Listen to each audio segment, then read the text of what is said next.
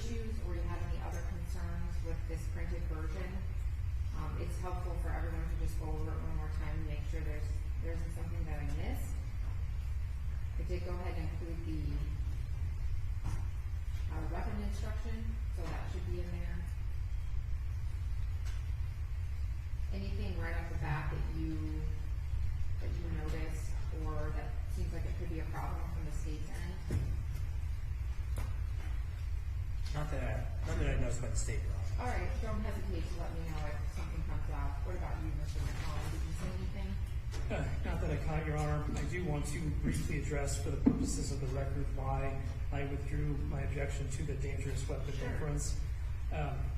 While we were on break, the state provided a couple of cases that the state believed were on point, specifically State v. Ortiz, 789 Northwest 2nd, 761. In reading State v. Ortiz, I believe the case law is directly on point, and my objection, while I don't disagree with what I said, I don't believe the Court of Appeals or the Supreme Court agrees with my interpretation, and because of that, Your Honor, we are withdrawing our objection at this time. All right, yes, thank you so much. And Mr. Scheer, thank you for the cases.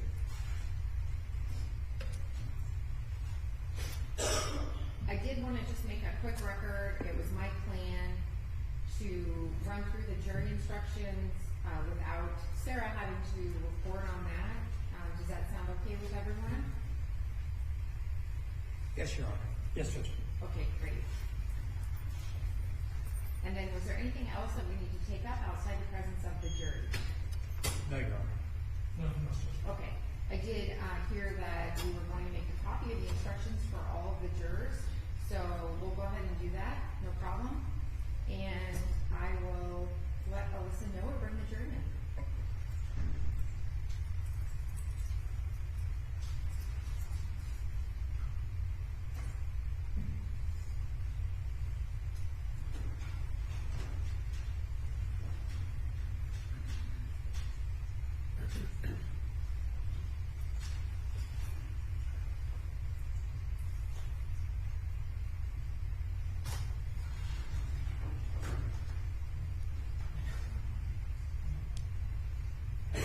Does everyone have the technology set up for their closing arguments?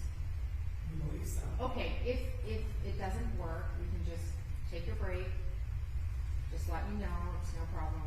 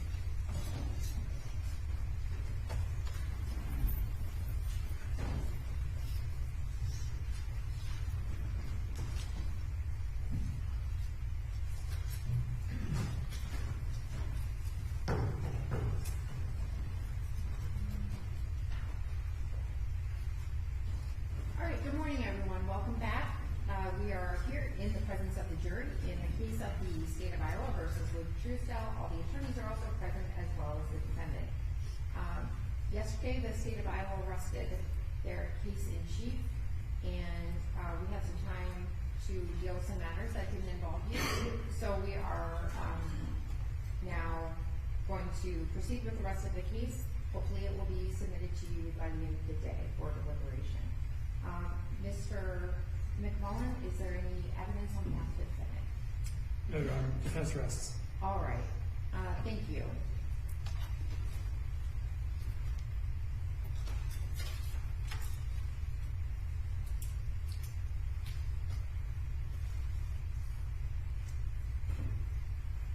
All right, now is the time to read some of the closing arguments.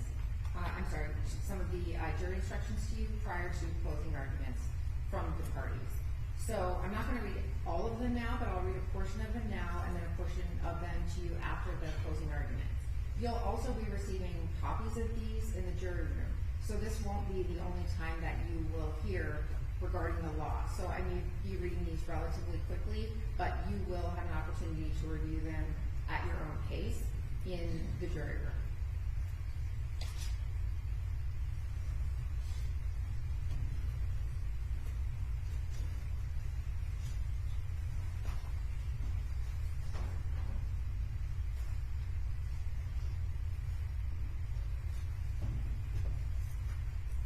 All right, so this time I'm going to release Sarah from recording. Is there any objection from the state? There's none. All right, and any objection from the defense? No, Your Honor. All right, members of the jury, the state of Iowa in this case accuses the defendant, Linn Truesdell, of 4 counts of murder in the first degree in violation of Iowa Code Sections 707.1 and 707.2, subsection 1A. To these charges, the defendant has entered pleas of not guilty. Upon the issues, you are instructed as follows. The trial information charges the defendant, Linn Truesdell, with 4 counts of murder in the first degree. Murder in the first degree includes the lesser and included offenses of murder in the second degree, voluntary manslaughter, and involuntary manslaughter. The trial information is the document that formally charges the defendant with a crime. It is merely the method by which the defendant is brought into court for trial. It is not evidence. Linn Truesdell has entered a plea of not guilty. Pleas of not guilty are complete denials of the charges and place the burden on the state to prove guilt beyond a reasonable doubt. Whenever I instruct you that the state must prove something, it must be by evidence beyond a reasonable doubt. If the state does not prove the defendant guilty beyond a reasonable doubt, your verdict must be not guilty. Linn Truesdell is presumed innocent and not guilty. This presumption of innocence requires you to put aside suspicion which might arise from the arrest charge or the present situation of the defendant. The presumption of innocence remains with the defendant throughout the trial unless the evidence establishes guilt beyond a reasonable doubt. You must determine the defendant's guilt or innocence from the evidence in the law and these instructions. You must consider all the instructions together. No one instruction includes all of the applicable law. You shall base your verdict upon only the evidence in these instructions. Evidence is testimony in person or by deposition. Exhibits received by the court. You may examine the exhibits closely, but be careful not to alter or destroy them. Stipulations, which are agreements between the attorneys. Facts may be proved by direct evidence, circumstantial evidence, or a combination of both. Sometimes during a trial, references are made to pretrial statements and reports, witnesses' depositions, or other miscellaneous items.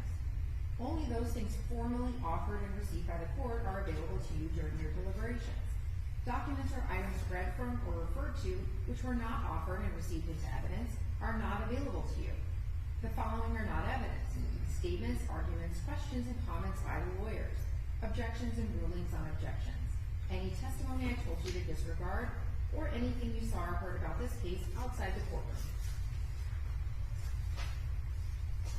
The duty of the jury is to determine if the defendant is guilty or not guilty. In the event of a guilty verdict, you have nothing to do with punishment.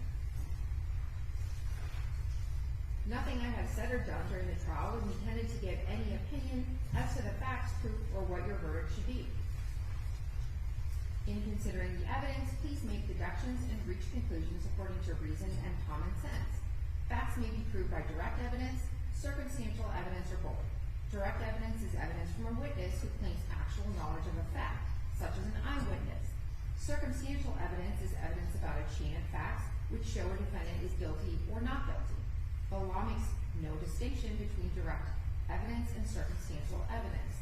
Give all the evidence the weight and value you think it is entitled to receive. Decide the facts from the evidence. Consider the evidence using your observations, common sense, and experience.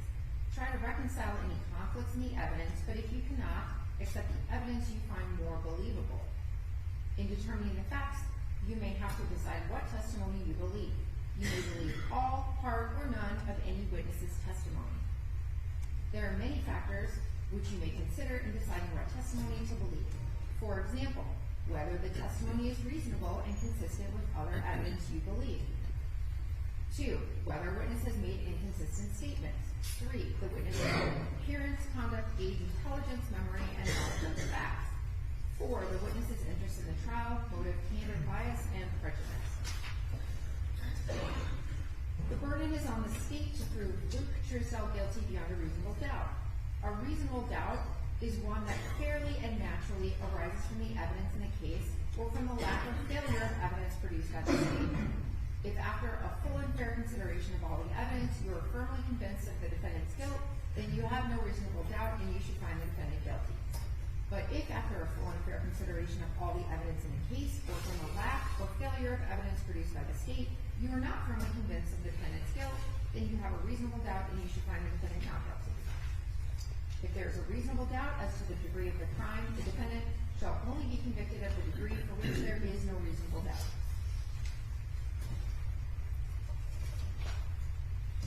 When two or more alternative theories are presented, or when two or more facts would produce the same result, the law does not require each juror to agree as to which theory or fact leads to his or her verdict.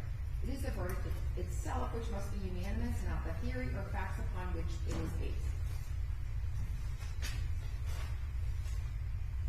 You have heard testimony from persons described as experts. Persons who have become experts in a field because of their education and experience may give their opinion on matters in that field and the reasons for their opinion. Consider expert testimony just like any other testimony. You may accept or reject it. You may give it as much weight as you think it deserves, considering the witness's education and experience, the reasons given for the opinion, and all of the other evidence in the case. Evidence has been offered to show that the defendant made statements at an earlier time and place. If you find any of the statements were made, then you may consider them as part of the evidence. The state has charged the defendant with murder in the first degree. The state must prove all of the following elements as set forth below. On or about June 5th of 2024, the defendant killed Kiana Victoria Ryan by hitting her with a black pipe. Ms. Ryan died as a result of being struck by the black pipe. The defendant acted with malice aforethought. The defendant acted willfully, deliberately, premeditatedly, and with a specific intent to kill Kiana Victoria Ryan. If the state has proved all the elements, the defendant is guilty of murder in the first degree. If the state has failed to prove any one of the elements, the defendant is not guilty of murder in the first degree, and you will then consider the charge of murder in the second degree, as explained in Instruction 25. Malice is a state of mind which leads one to intentionally do a wrongful act, to the injury of another, or in disregard of the rights of another, out of actual hatred or with an evil or unlawful purpose. It may be established by evidence of actual hatred or by proof of a deliberate or fixed intent to do an injury. It may be found from the acts and conduct of the defendant and the means used in doing the wrongful and injurious act. Malice requires only such deliberation that would make a person appreciate and understand the nature of the act and its consequences as distinguished from an act done in heat of passion. Malice aforethought is a fixed purpose or design to do some physical harm to another which exists before the act is committed. It does not have to exist for any particular length of time. Willful means intentional or by fixed design or purpose and not accidental. To deliberate is to weigh in one's mind, to consider or to contemplate or to reflect. Premeditate is to think or ponder upon a matter before acting. Deliberation and premeditation need not exist for any particular length of time before the act. Specific intent means not only being aware of being aware of doing an act and doing it voluntarily, but in addition doing it with a specific purpose in mind. Because determining the defendant's specific intent requires you to decide what he was thinking when the act was done. It is seldom capable of direct proof. Therefore, you should consider the facts and circumstances surrounding the act to determine the defendant's specific intent. You may but are not required to conclude a person intends the natural results of their acts. To commit a crime, a person must intend to do an act which is against the law. While it is not necessary that the person knows the act is against the law, it is necessary that the person was aware they were doing the act and did it voluntarily and not by mistake or accident. You may but are not required to conclude a person intends the natural result of their acts. A dangerous weapon is any device or instrument designed primarily for use in inflicting death or injury, and when used in its designed manner is capable of inflicting death. It is also any sort of instrument or device actually used in such a way as to indicate the user intended to inflict death or serious injury, and when so used is capable of inflicting death. If a person has the opportunity to deliberate and uses a dangerous weapon against another resulting in death, you may, but are not required to, infer that the weapon was used with malice, premeditation, and specific intent to kill. The defendant cannot be convicted by confession alone. There must be other evidence the defendant committed the crime. In determining the weight and believability of the confession, you should consider the defendant's mental capacity and intelligence, defendant's mental and emotional state at the time it was made, whether it was knowingly and intelligently made, whether the defendant understood it, and any other evidence relating to the confession. In this case, the defendant has decided not to testify. The defendant is not required to testify, and no inference of guilt shall be drawn from that fact. The burden of proof remains on the state to prove the guilt of the defendant. The state must prove all the following elements of the lesser and included offense of murder in the second degree, as set forth below. On or about June 5th of 2024, the defendant killed Kiana Victoria Ryan by hitting her with a black pipe. Ms. Ryan died as a result of being struck by the black pipe. The defendant acted with malice aforethought. If the state has proved all the elements, the defendant is guilty of murder in the second degree.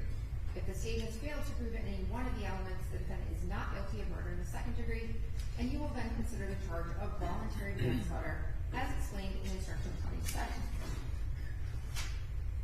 Murder in the second degree does not require a specific intent to kill another person.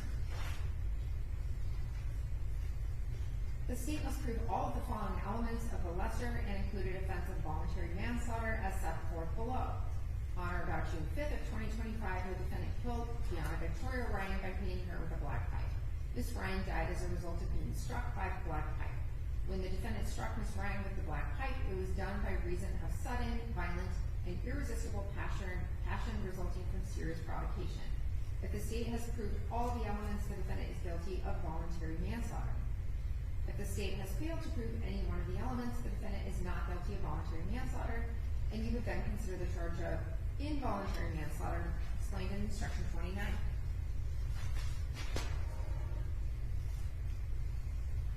Considering element 3 of Instruction 27, a serious provocation is conduct that would cause a reasonable person to have a sudden, violent, and irresistible passion.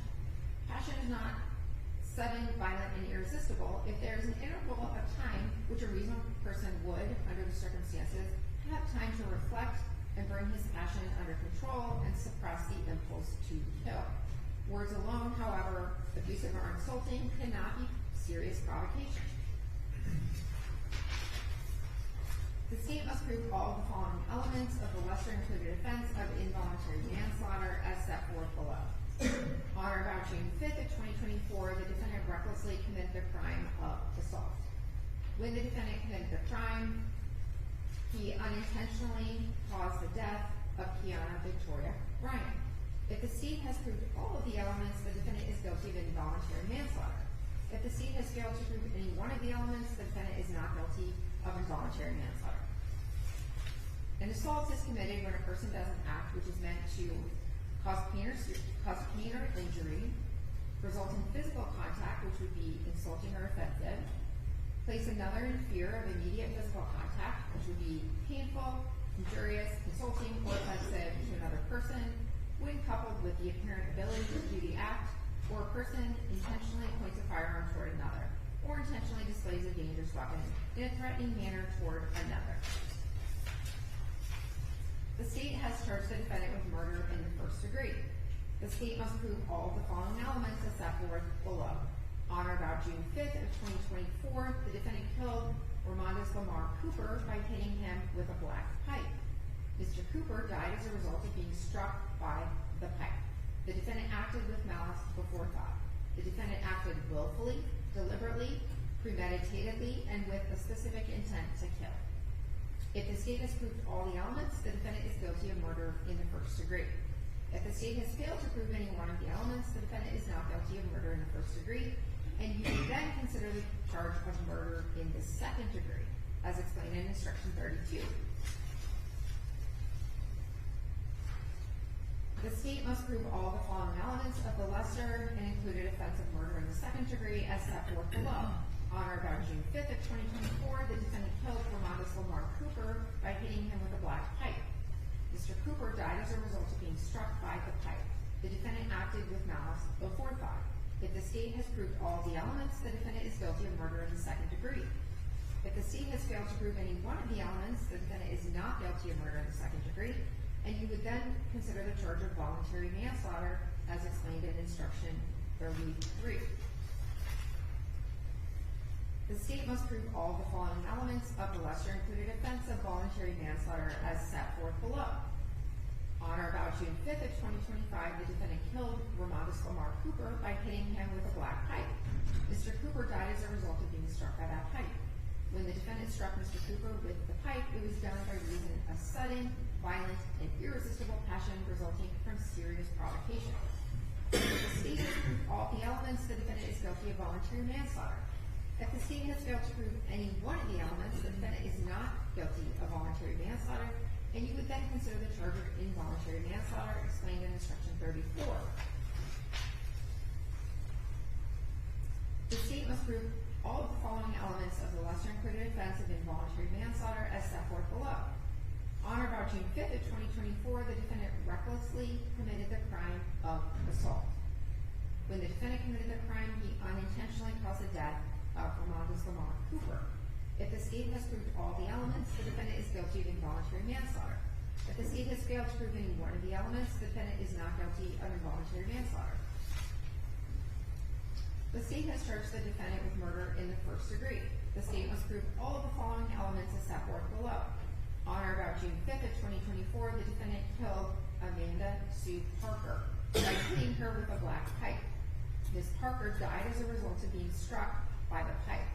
The defendant acted with malice aforethought. The defendant acted willfully, deliberately, premeditatedly, and with a specific intent to kill. If the state has proved all the elements, the defendant is guilty of murder in the first degree. If the state has failed to prove any one element, the defendant is not guilty of murder in the first degree, and you would then consider the charge of murder in the second degree as explained in Instruction 36. The state must prove all of the following elements of the lesser included offense of murder in the second degree as set forth below. On or about June 5th, the defendant killed Amanda Sue Parker by hitting her with a black pipe. Ms. Parker died as a result of being struck by that pipe. The defendant acted with malice aforethought. If the state has proved all of the elements, the defendant is guilty of murder in the second degree. If the state has failed to prove any one of the elements, the defendant is not guilty of murder in the second degree, and you will consider the charge of voluntary manslaughter, as explained in Instruction 37. The state must prove all the following elements of the lesser included offense of voluntary manslaughter as set forth below. On or about June 5th of 2025, the defendant killed Amanda Sue Parker by hitting her with a black pipe. Ms. Parker died as a result of being struck by the black pipe. When the defendant struck Ms. Parker with the black pipe, it was done by reason of sudden, violent, and irresistible passion resulting from serious provocation. If the state has proved all the elements, the defendant is guilty of voluntary manslaughter. If the state has failed to prove any one of the elements, the defendant is not guilty of voluntary manslaughter, and you would then consider the charge of involuntary manslaughter explained in instruction 38. The state must prove all the following elements of the lesser included offense of involuntary manslaughter, as set forth below. On or about June 5th of 2024, the defendant recklessly committed the crime of assault. When the defendant committed the crime, he unintentionally caused the death of Amanda Sue Parker. If the state has proved all the elements, the defendant is guilty of involuntary manslaughter. If the state has failed to prove any one of the elements, the defendant is not guilty of involuntary manslaughter.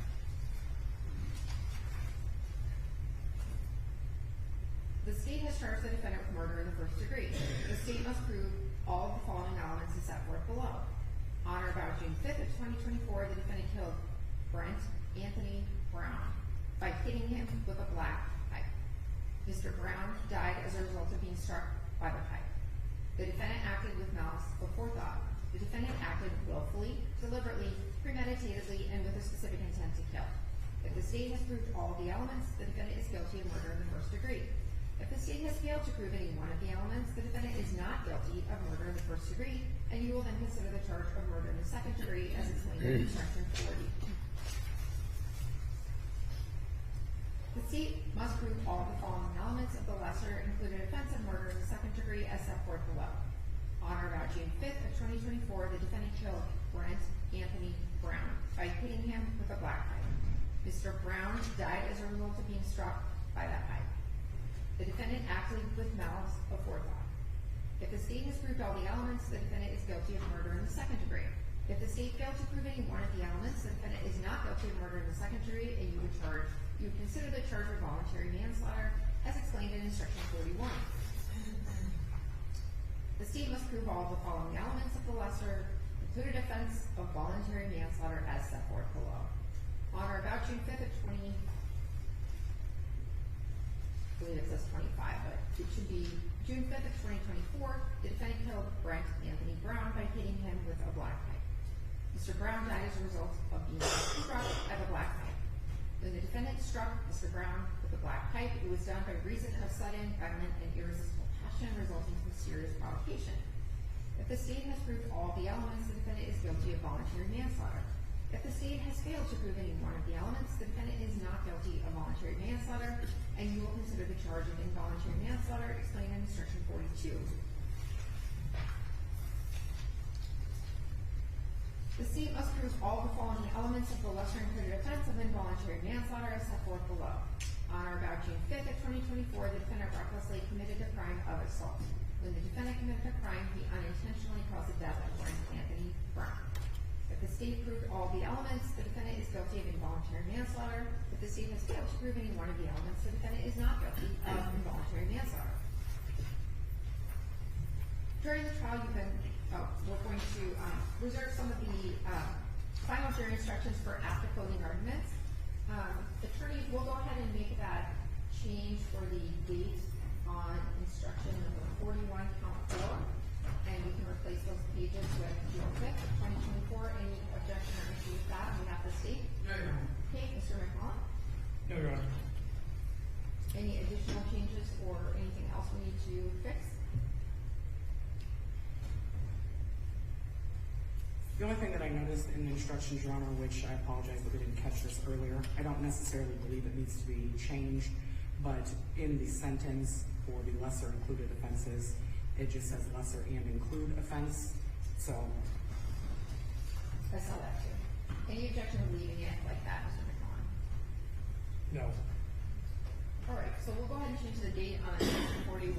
That's going to reflect June 5th of 2024.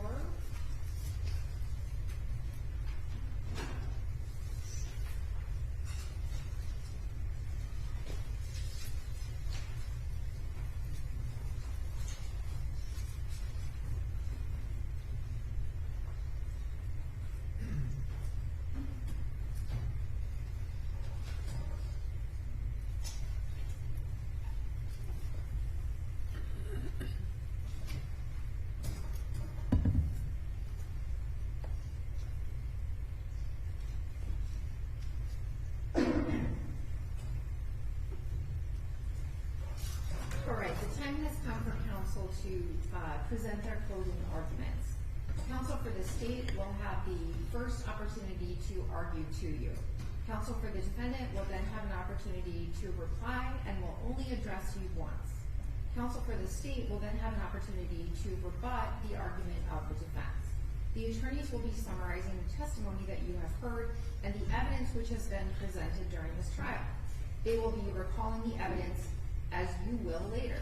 They will not intentionally try to mislead you, and if their recollection of the testimony is not the same as yours, please follow and rely on your own recollection. The closing arguments of counsel are merely that, arguments. They are not evidence, nor should they be construed by you as evidence or instructions on the law. The arguments are intended to help you in understanding the contentions of each side. You should give them your close attention. Is the attorney for the state ready to deliver a closing argument? Yes, Your Honor. Thank you. Please proceed. Your Honor, I apologize, not only to Ms. Slaughter, but also to the court and to the jury. May I have a very quick 2-minute restroom break?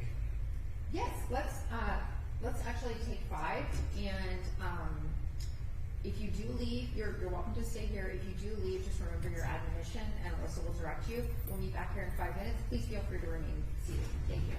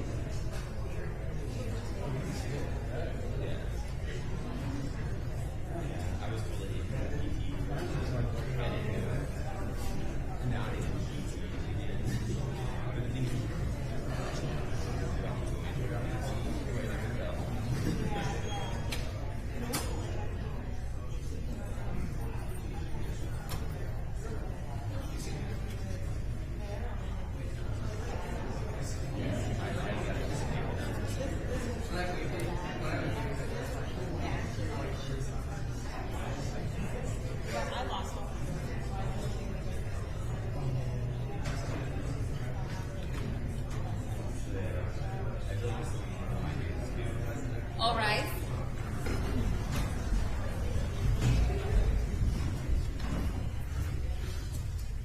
Thank you. Please have a seat.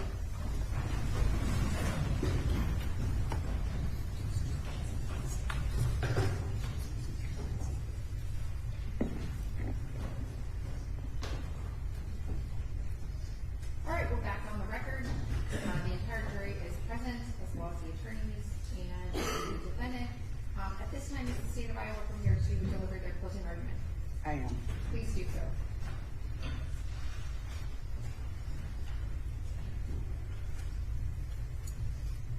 I have the screen, Judge? Sure.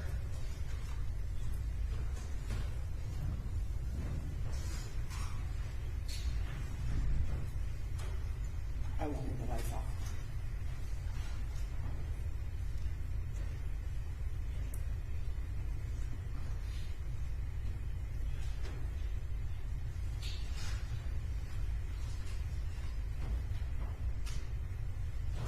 Mass murder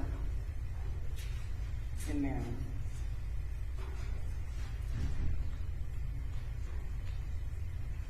Ramondis Cooper. Amanda Parker. Kiana Ryan. And Brent Brown.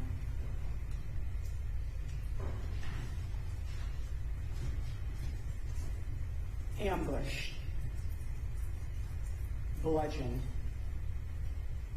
and left bleeding on a concrete floor in Lon Brown's outbuilding. There's blood, just a lot of blood. That's what Matt Brown told 911 dispatchers when he arrived at his father's property after being summoned there. Initially believed to be carbon monoxide poisoning. But as soon as first responders arrived, they knew that wasn't the case. Trooper Fairbanks said it best. Carbon monoxide does not cause your face to collapse. Cause of death, blunt force trauma. Lacerated, abraded contusions, hemorrhaging, skull fractures. These are the types of injuries that our medical examiner described most commonly seen in high velocity, high impact vehicle collisions. But for Roe and Amanda and Kiana and Brent, there was no vehicle. There was only Luke Truesdell and a metal pipe.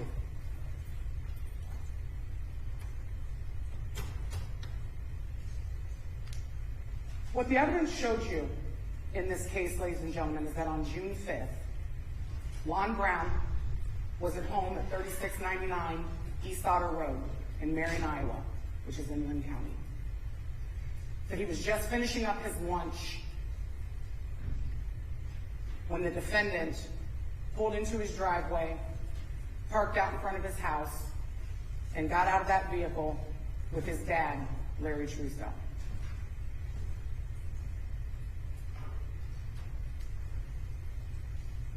Brent and Kiana were home that day too.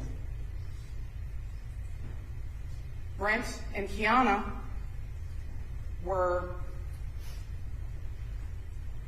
planting flowers, trying to improve the landscaping, enjoying a nice sunny but windy June day.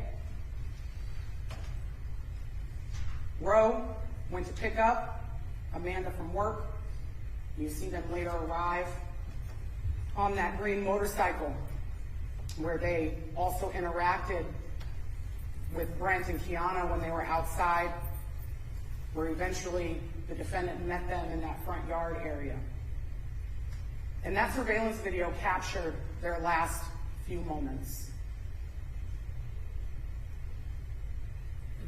Will you push play for me?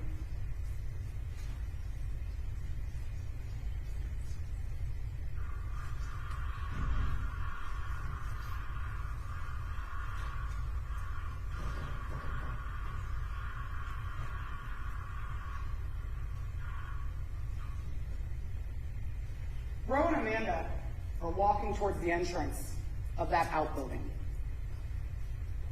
Larry and Luke also enter the screen. As Lon told you, Luke was sent out to check out that inboard motor on that boat. He wanted him to part it and get that boat out of there. And that's exactly where Larry headed. Luke followed the same path into that outbuilding that Ramondis Cooper and Amanda Parker went.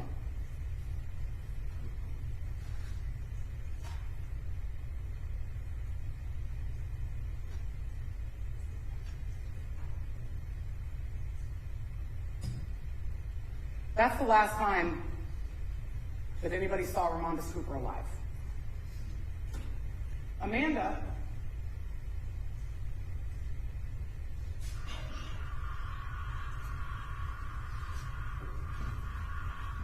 came back out.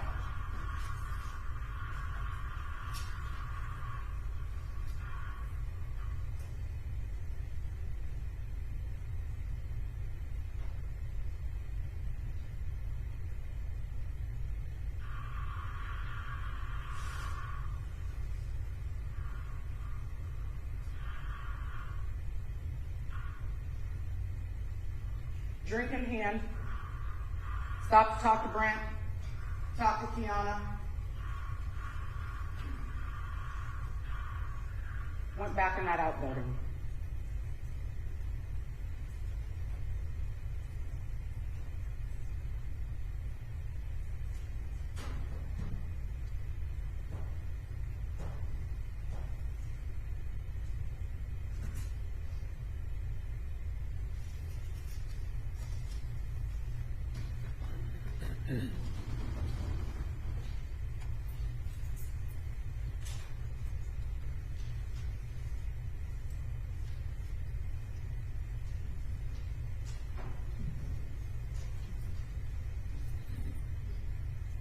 Never to be seen alive again.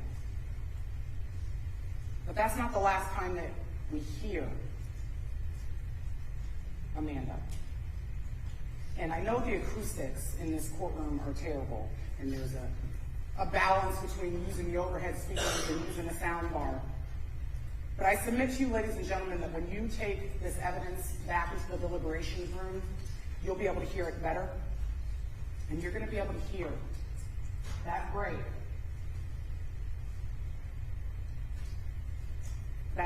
in the wind, and hear Amanda scream.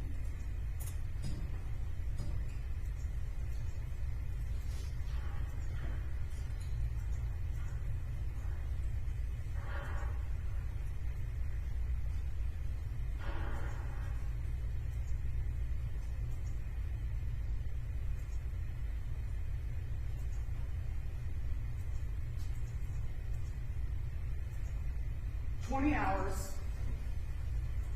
23:41, I believe, is the timestamp that I want you to listen to in that exhibit. Where just for that brief moment, that wind breaks and you hear it.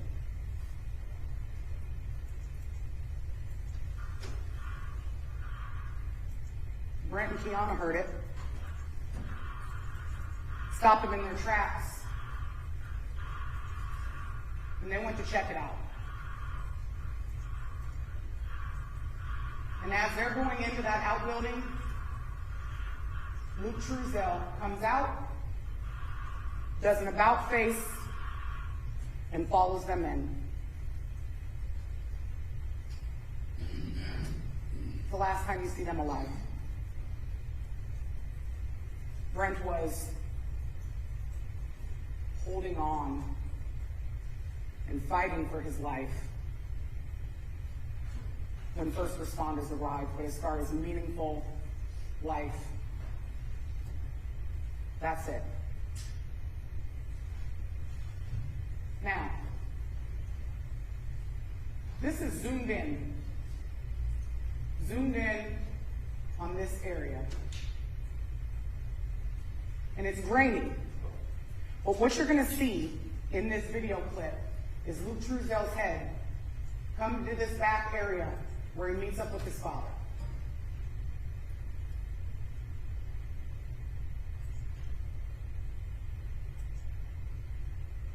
There it is.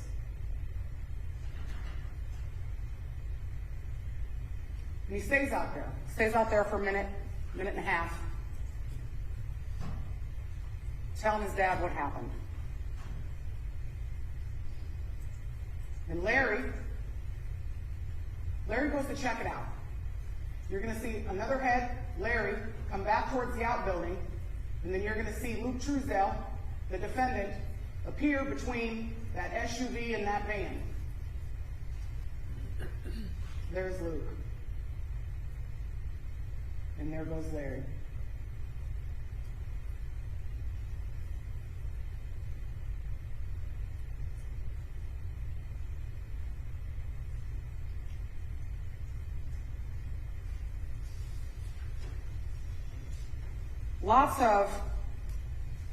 Lots of surveillance video footage in this case, ladies and gentlemen.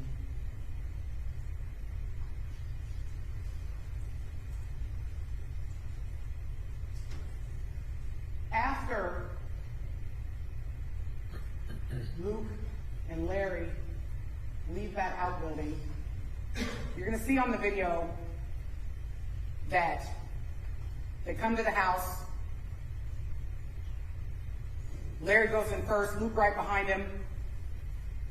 Larry comes right back out and heads back up to that outbuilding. But then he comes back. He comes back down to the house. And again, I encourage you to listen to the evidence when you get back there, because you're just not going to get a clear picture of what is said on these videos in this courtroom.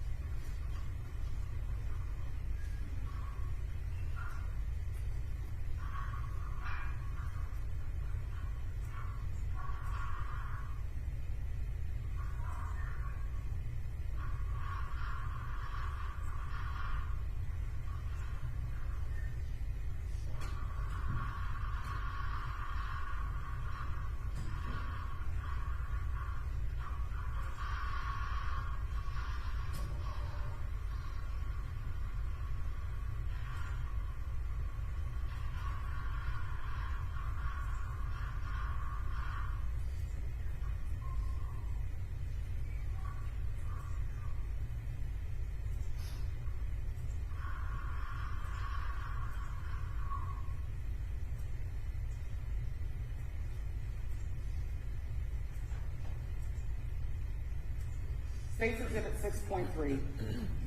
State's Exhibit 6.3 is a screen record of the surveillance system. And you've got the two different camera angles at the same time, and the officer was manipulating the mouse and toggling back and forth between video, and you see an actual time bar running across the bottom of the screen. That's where you're going to find this video. 1 hour, 41 minutes, and 40 seconds into that video is this scene. And when I say 1 hour, 41 minutes, and 40 seconds, that's the not actual time in the video, but the amount of time that's elapsed for that exhibit. You're going to hear Larry. When he runs in that door, the first thing out of his mouth is, "Call the ambulance right now." You hear somebody say, "I don't know"? You hear "Jesus fuck"? Call an ambulance. Call an ambulance. And then you hear Larry say, "What do you mean you don't know?" Lon Brown described that interaction. He described Larry being in Luke's face, that he was 1.5 inches from him. He can't recall what he heard, but he described Larry coming in there in a panic, telling him to call 911, call an ambulance, get him out here now. And how did he describe the defendant? In a daze, mumbling to himself, not making eye contact, kind of incoherent, while Larry's doing damage control for his son.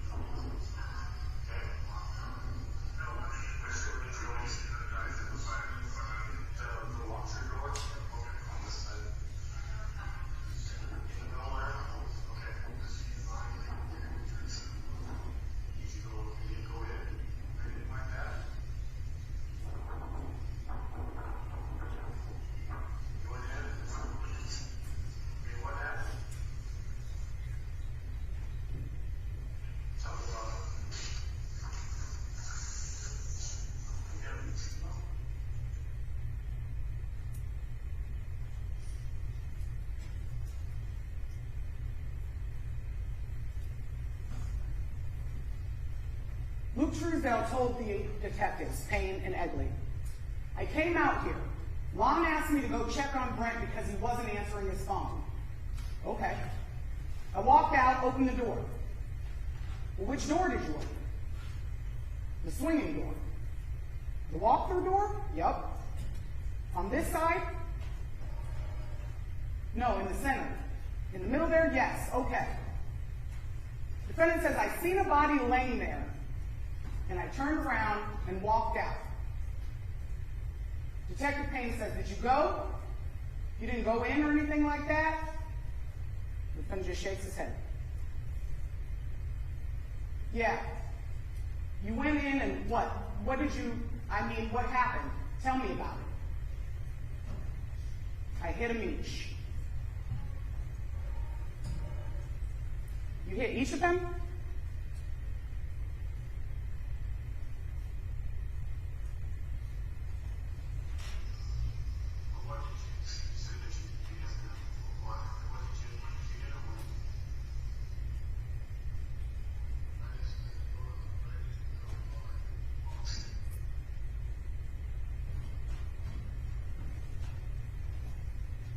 But what did you say that you hit them. What did you hit them with? Right inside the door on the right is a metal bar. We saw that metal bar. And we saw photos of where that metal bar was located. Right inside that swinging entry door on the right, where Luke Truesdell told the investigators that they would find it. That outbuilding is huge. You get some perspective on how big it is between the body cams of officers going in and the Faro scan that we presented you. Huge and full. And that one black metal pipe sitting right there could have been overlooked. Especially because at the onset, the investigators still weren't sure what caused the injuries. They didn't know what they were looking for. But fortunately, the defendant told him right where his murder weapon was. Right inside that right door. Right there. 42 inches. 42 inches. That pipe. That. I encourage you, when you go back to deliberate, even if you choose not to touch the pipe itself, lift Lift that box. See how heavy that metal pipe is. And then ask yourselves, is that a dangerous weapon?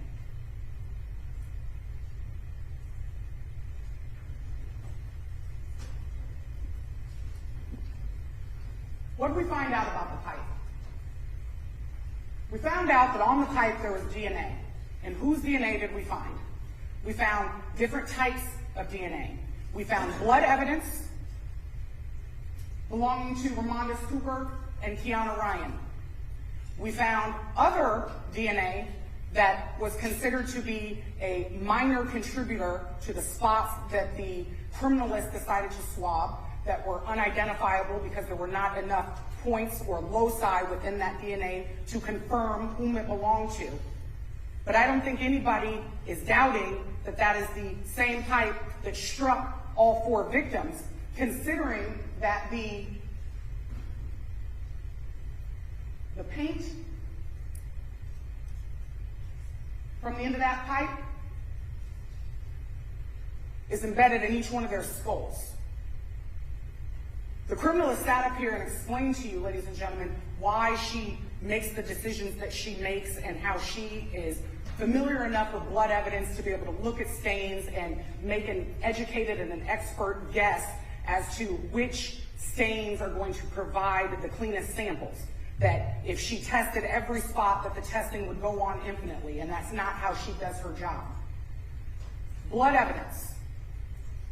Ramondis Cooper, Kiana Ryan.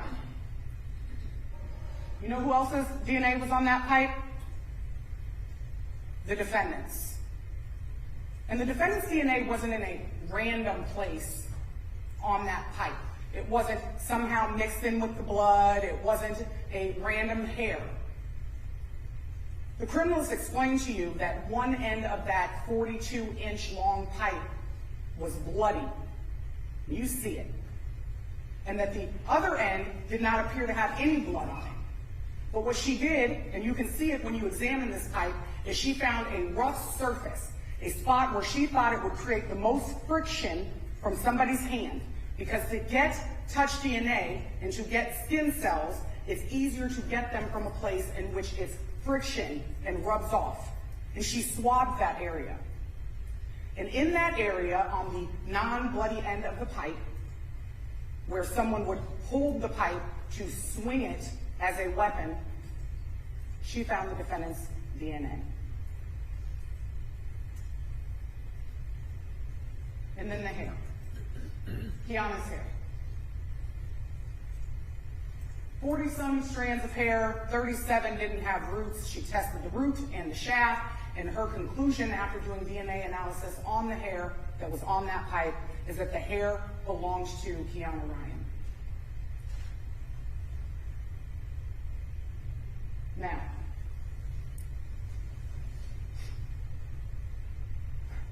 officers continued to speak with the defendant when they transported him to the Linn County Sheriff's Office for additional investigatory work. And in that car, y'all heard it, he says that he's been up for 2 days, hasn't slept in 2 days, that he's been smoking methamphetamine. 2 days awake, some sort of a meth-induced bender. He's got a lot to talk about. He talks about his past and his grandmother and how he got strung out again after his grandma died and how things are real hard on him and people stole money from him and people tried to run him off a bike 6-7 months ago. It just goes on and on, this ramble. But there are definite points of clarity in that ramble that the defendant went on.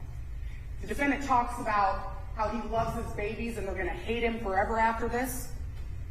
How they, being the folks out on Otter Road, were sex trafficking women through a drug ring, that his killing those people, maybe drugs were a factor.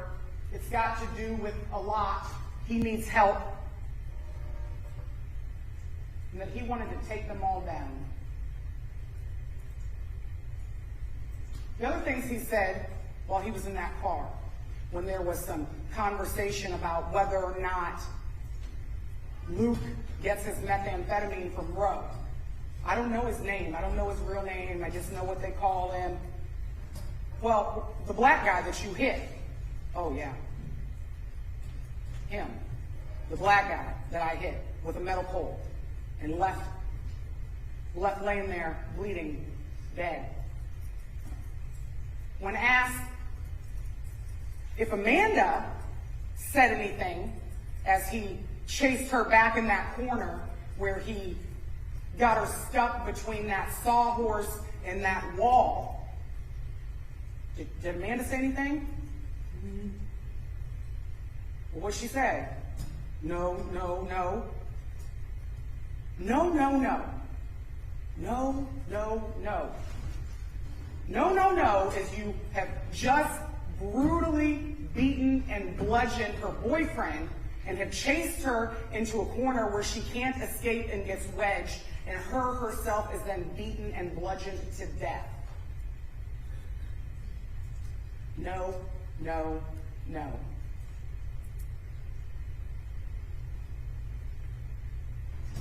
Ladies and gentlemen, in these instructions that Judge Dupuy just read to you, you're going to get what we call marshalling instructions, and it's going to be a lot clearer when you can see it in front of you. It's broken down by count, okay? Each count has a different victim, and each count has what are those called lesser included offenses, where you get to consider first, murder in the first degree, murder in the second degree, voluntary manslaughter, involuntary manslaughter, for each victim, each count. And they are labeled well, so it should be easy to navigate through them once you can see them. But the elements for murder in the first degree don't change per victim. The only thing that changes is the name associated with it. So for the state to prove the crime of first degree murder, we have to first prove that on June 5th, 2024, the defendant hit the victim's, insert name, with a metal pipe. And I submit to you, ladies and gentlemen, that when you go back and review the evidence and review your notes and deliberate together, that there is no explanation that is reasonable other than Luke Truesdell beat and bludgeoned those 4 people to death with a metal pipe. The metal pipe that he directed investigators to, that hit each of them, that he admitted.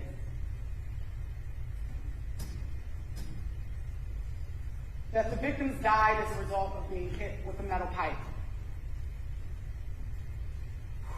Those autopsy photos were tough. And Dr. Diol did a good job of explaining how to correlate certain injuries to the documented evidence of injury in his report. You saw it. There's no question that the pipe that hit them repeatedly in the head was their cause of death.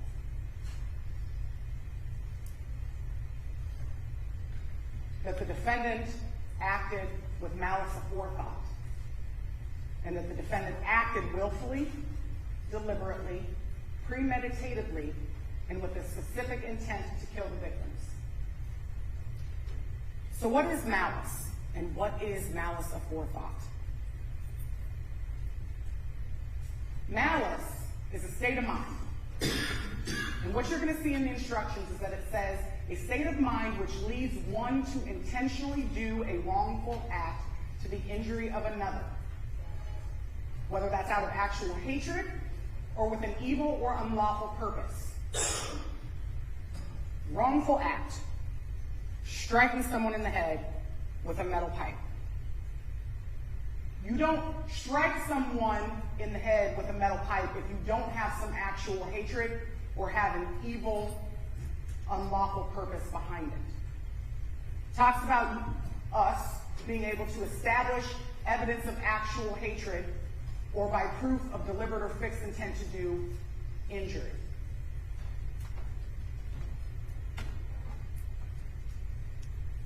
I didn't clean my PowerPoint up.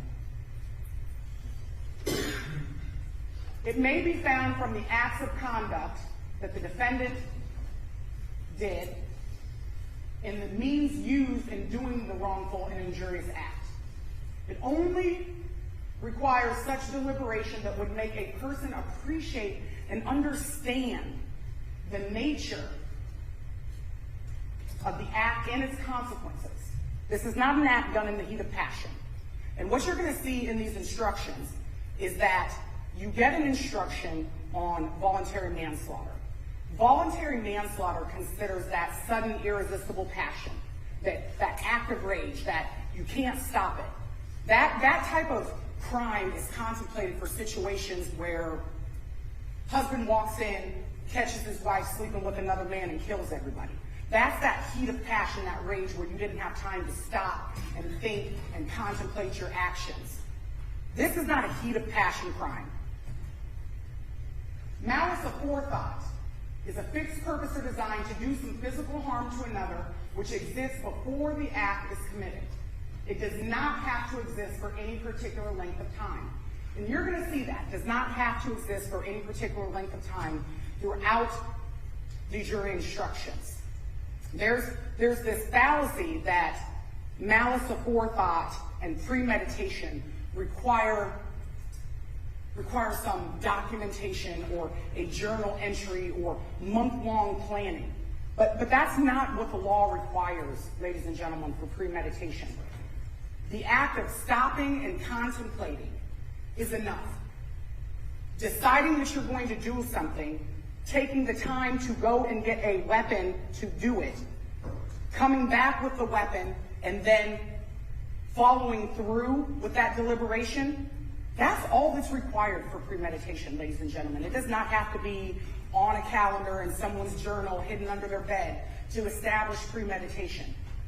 The act of walking out of an outbuilding and realizing the gig is up and Brent and Kiana are going to go in and discover your handiwork.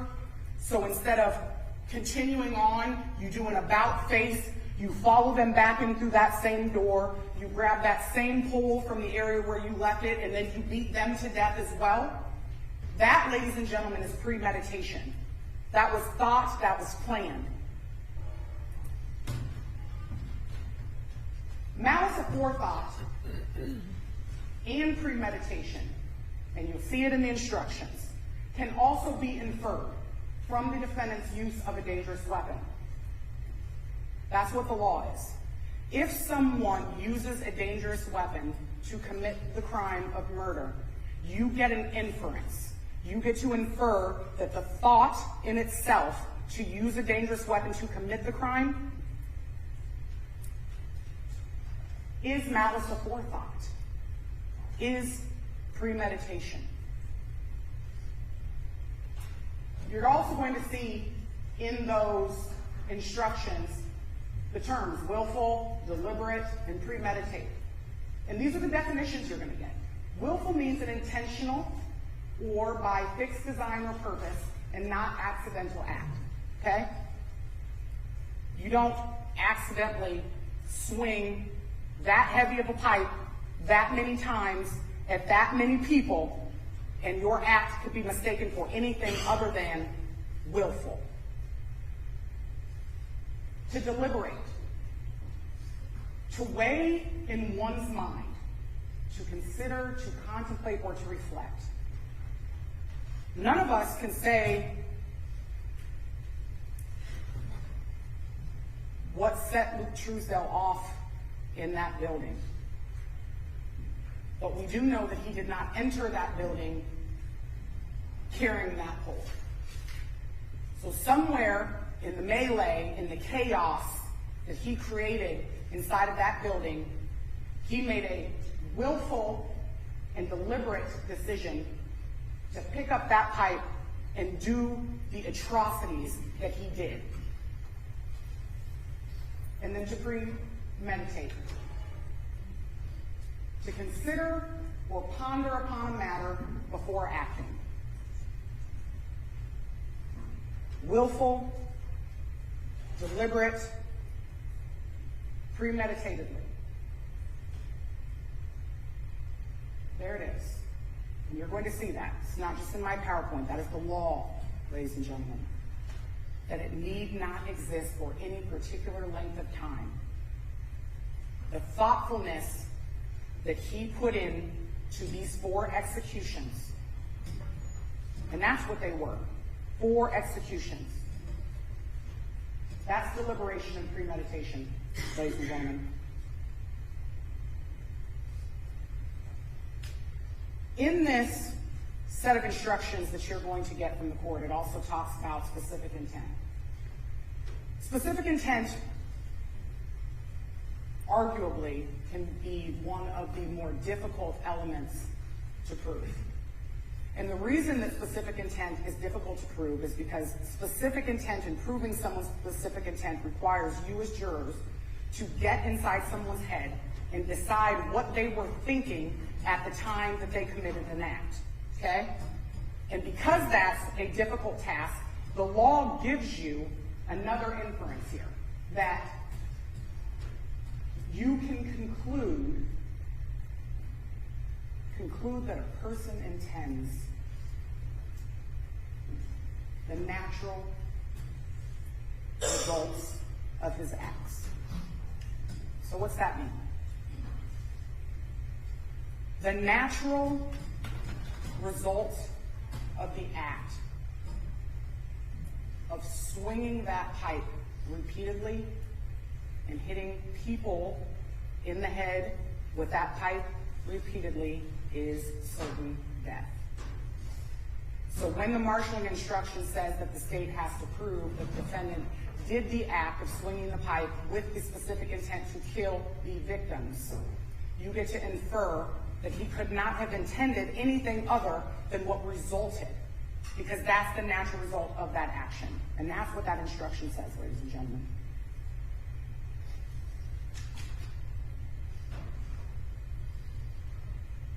If a person has the opportunity to deliberate and uses a dangerous weapon against another that results in death, you may, but are not required, to infer that the weapon was used with malice, premeditation, and the specific intent to kill.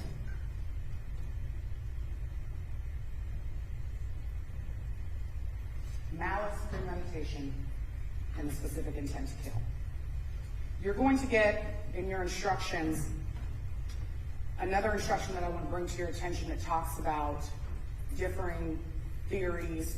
Starts out when 2 or more theories of the crime are presented, or where 2 or more facts result in the same result. But it doesn't have to be a unanimous decision on what fact or theory got you there. It just has to be the final verdict that's unanimous. What that means is that there may be facts to juror number 1 that are more important than facts to juror number 7. And that if juror number 1 relies on the fact that's important to them, and juror number 7 relies on a different fact, but those 2 separate facts get you to the same result, that's okay. Theory of the crime, there's not a lot of theories in this case. Theory of the crime is that because the defendant hadn't slept in 2 days, was on a meth bender, and as he said, wanted to get help and get clean and stop some perceived sex trafficking ring that only his mind came up with, that he had to do this, that he had to rid the world of them all, take them all out. And that's what he did. Took them all out. But if in reviewing the facts, one of the jurors comes up with a different theory of this crime, or can contemplate while something this heinous happens that's different from what the defendant's own words said, you get to consider that theory too, and it doesn't matter which theory you rely on as long as the end result or the conclusion is the same. And I submit to you, ladies and gentlemen, that after almost 2 weeks of being in this courtroom, and hearing from numerous witnesses, having an opportunity to go back and deliberate and review the evidence that's been presented and talk amongst yourselves, there's only one reasonable and commonsensical conclusion that you can reach in this case. And that's that Luke Truesdell, the defendant, killed Ramondis Cooper, that he killed Amanda Parker, that he killed Kiana Ryan, that he killed Brent Brown, that he is responsible for first-degree murder for those 4 victims. And the defense is going to have an opportunity to stand before you and get their closing argument, and then you're going to hear from me again. And I'm going to ask you at that time, the same way I'm asking you now, to find this defendant guilty of murder in the first degree for each of the victims, for each of the people whose lives were snuffed out by his hands, and to find him guilty of all 4 counts. Thank you.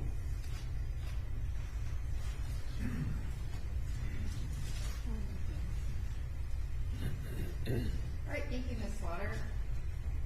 Mr. McMullen, would you like to give a closing argument? Yes, Your Honor, thank you. Please proceed.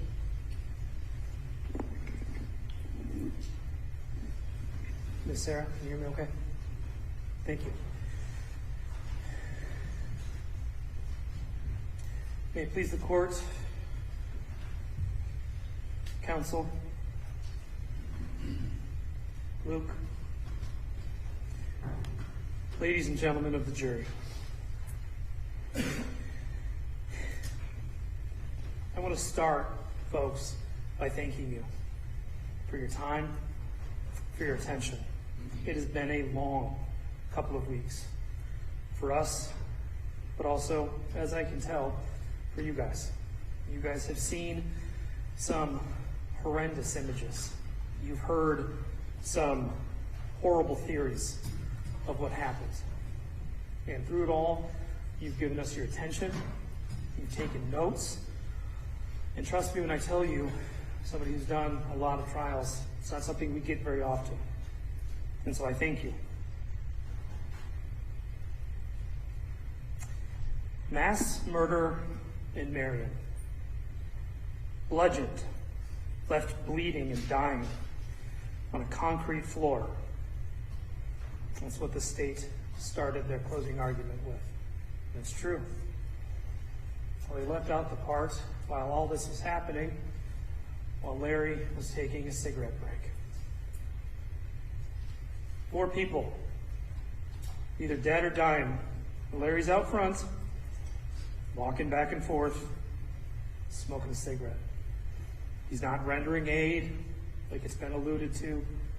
He's out there, relaxed, pacing back and forth, puffing on a cig. And the state says that Luke was in a daze, and Larry was doing damage control. Or Luke was dumbfounded by what he had just seen, 4 dead bodies. Absolutely in shock by having seen 4 bodies. Larry was trying to minimize what had just happened based on his own actions. And we don't know which is true. Can I have the screen, Your Honor?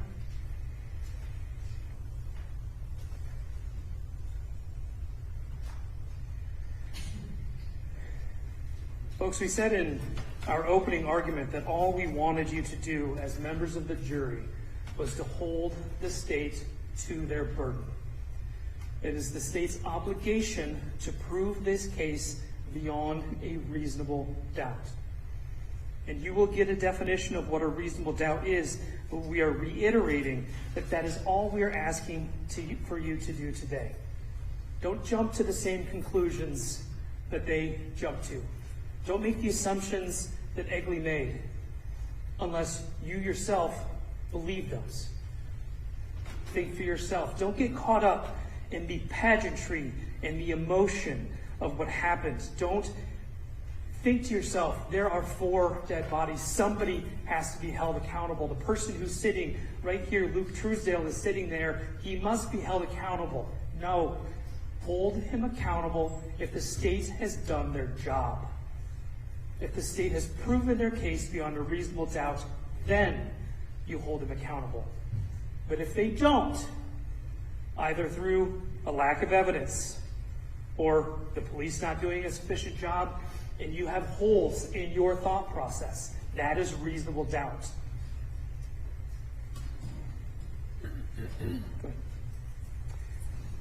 There are 5 questions that we hammered on during our cross-examination. I'm sure all of you picked up on what our point was.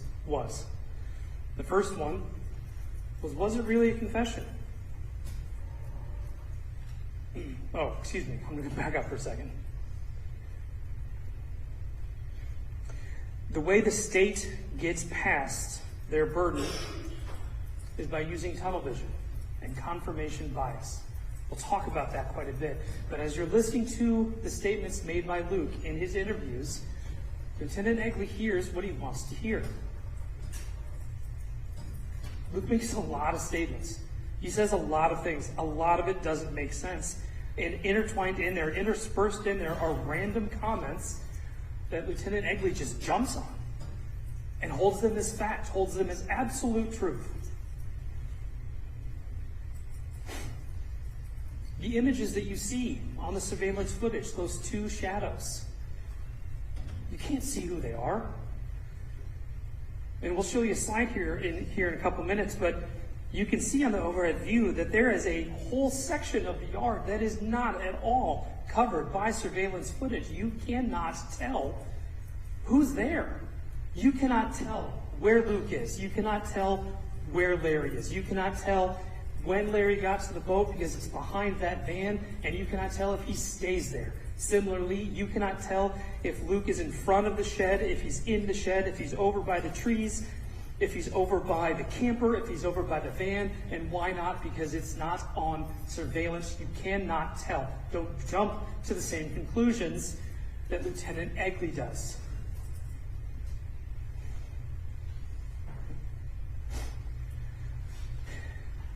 Before we get to diving into that, though, we're going to talk about whether it was really a confession. Now, you'll get this jury instruction, but the jury instruction requires you to evaluate the defendant's mental or emotional state at the time it was made and any other evidence related to the confession. I am begging you, when you go back to deliberate, listen to the state's exhibits 6.1 and 6.2. Those are the 2 exhibits that have Luke's statements on there. I was listening to them again last night, and I have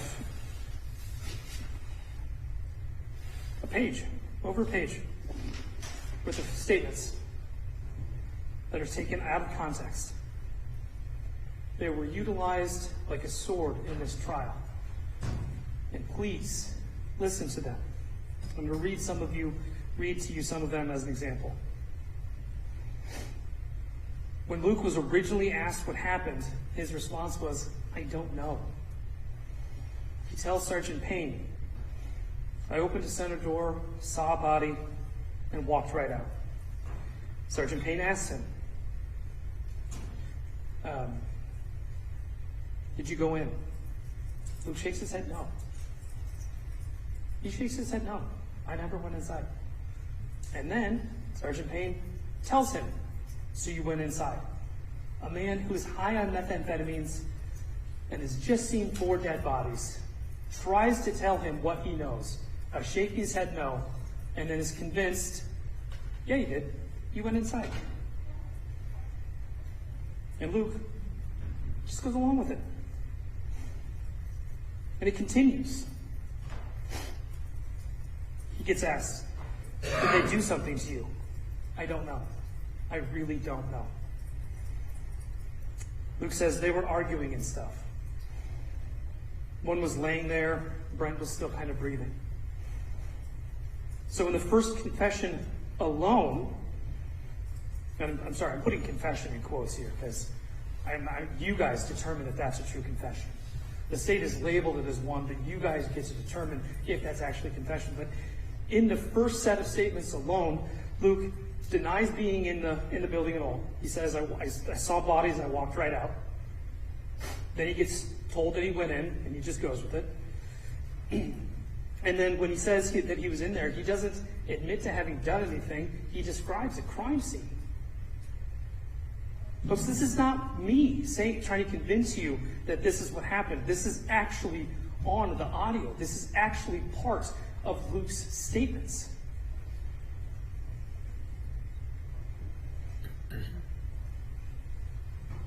In the second interview, and this is brought up by Lieutenant Egley,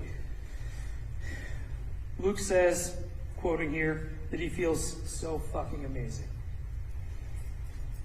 And the state wants you to believe that that is because he has just released this pressure of having just committed 4 murders. That is how he feels. He has this pressure lifted off of his shoulders. But if you listen to the audio directly prior to that, Luke is talking about his grandma. He's talking about how he's opening up to childhood trauma that he's never talked about to anybody, or at a minimum in years. He's vocalizing some of the awful, awful things that he has seen and been through in his life. He is not saying that he feels better admitting to having killed 4 people.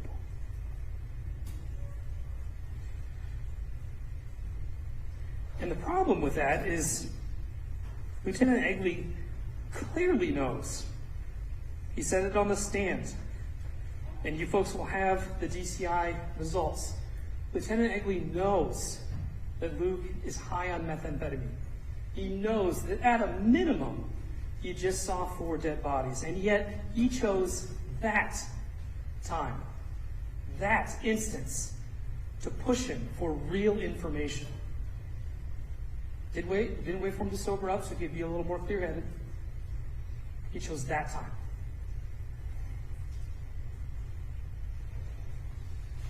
I just want you to listen to those statements, guys. That's it. Okay? If you hear them the same way that the state hears them, well, I can't argue that. But if you hear them for what they are, if you hear them the way that we hear them, you will understand that these are not confessions. These are statements made by somebody who is clearly traumatized, not only from what he had just seen, but also from the life he's been forced to live, and is high on methamphetamine. And you'll hear that they are not confessions.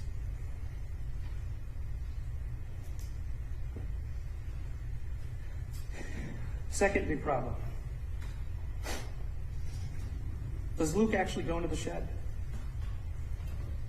From a physical standpoint, from a very obvious standpoint, I don't know. You guys don't either. You can't see it. Now, the state argues that, gosh, we found DNA on that pipe. There was a spot of blood on Luke's shirt from Ramondus Cooper. He had to have been in there. Well, there's some problems with that. We're going to talk about it.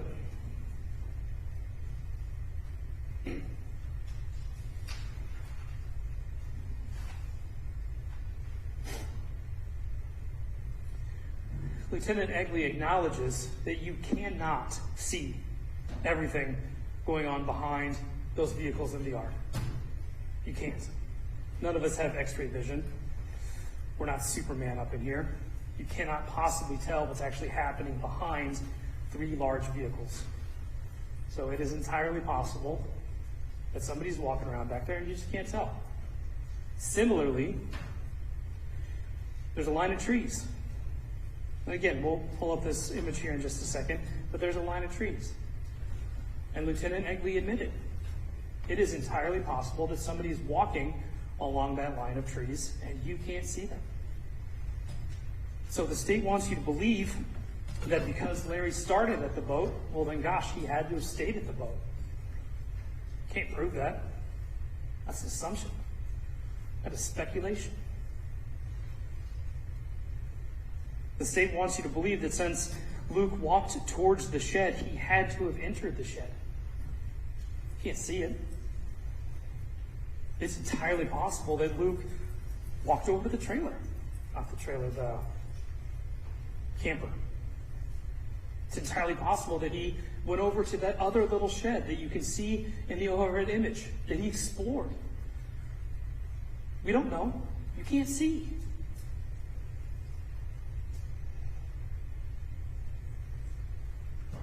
The question of whether does Luke go into the shed is a huge question because you can't tell. There are two things that suggest by the state that Luke was in the shed. One, there's DNA on that pipe. Fine. Here's the problem with the DNA on the pipe.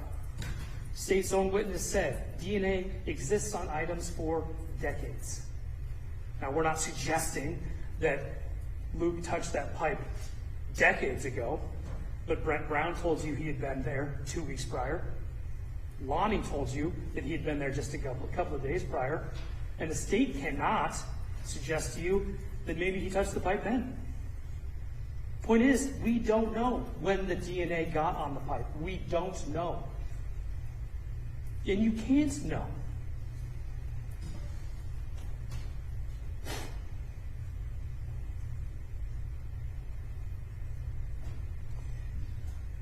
And supporting that is the idea, if you guys go back and watch the surveillance footage, the state suggests that right before Brent and Kiana go back inside the shed, the last time, as they say, you ever see them alive, you see Luke come out, right? Here's what Luke looks like. Luke is strolling along, okay? I'm going to join in the state's request. Grab this pipe, hold it, lift it. Because the state's theory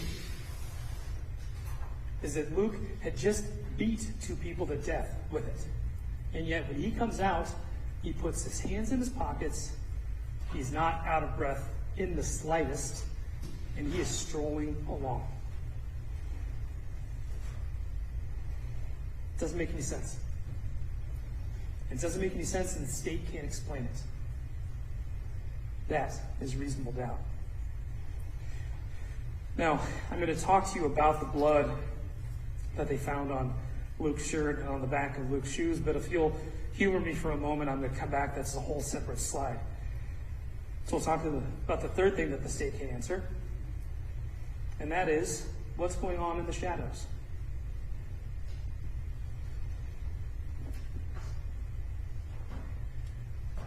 You cannot see, as we've talked about, you cannot see anything from about here this way. Nothing. So when Luke crosses the front, this corner right here, he's gone. The state cannot put him in that shed. The state cannot put him in the camper, in the van, or over here by this other little shed. They can't. Egley talked about how you can walk right through here, underneath these trees, which is right by the backside of this boat, where Larry was. Larry walked out to the boat. We know that. But you can walk from right here to right here, never get seen on camera, and then walk right there without ever being seen on camera. And if the state can't show you, if the state can't prove to you that not only wasn't Luke at the shed, they also can't show you that Larry was constantly or consistently at the boat. They can't. The only thing that you see are 2 black shadows. That is it. Do not jump to the conclusion that that has to be Luke and that has to be Larry, because there's nothing to suggest that. They are 2 black shadows.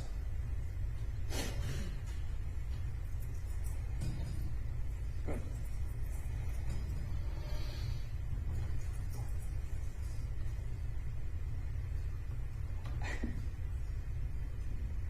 Technology's fun, folks. Okay. Next thing we're going to talk about. Whose blood is actually on Larry? Can we show those pictures? He's got blood on his hands. Should not put that down. And you see it.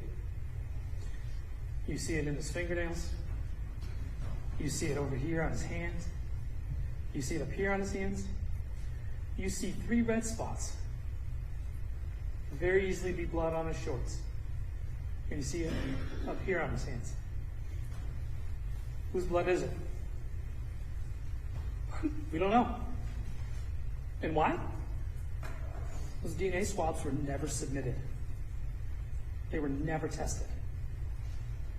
The state wants to confuse you by bringing up words like CODIS. But Egley flat out told you, CODIS checks for DNA that's tested. But we know Larry's DNA is on his own hands. Who else's DNA was on his hands? We don't know. They never tested it. Those 3 spots on Larry's shorts that could very easily be spatter, did they test those? Nope. Didn't test those. His shoes that should have blood on them, if he was in fact helping Brent, should they have blood on them? Sure. Test those. Nope. His shirt, you can see he's shirtless. Surely they checked his shirt, right? No. They threw it out. They didn't fail to test like they did with his hands. They didn't fail to take into custody like his shorts and his shoes to see if they needed to test. No. They threw it out. Along with the towel. Items that could have been critical to determining whether Larry knew more about this. And they didn't test it. They threw it out. And why? Talked about it. Tunnel vision and confirmation bias. They had already made the determination that Luke did this, and instead of finishing their investigation, they said, oh, got the right guy. We're all done here. We're done.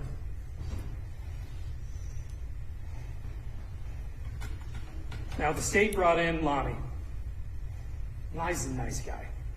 I talked to him a couple times, and I'm not trying to say anything negative about the man. He's a very nice guy, but the state tried to refute the notion that Larry didn't have blood on him when he came into Lonnie's house, because that's what Lonnie told you.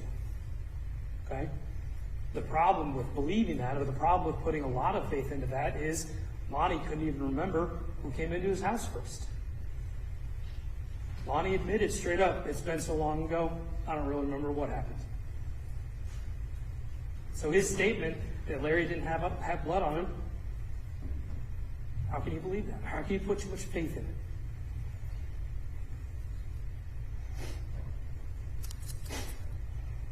And again, when you watch on the surveillance footage,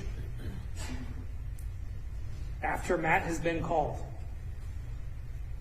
you see Lonnie outside, when he was supposed to have been rendering aid. He's outside smoking a cigarette. He's not offering help. He's smoking a cigarette.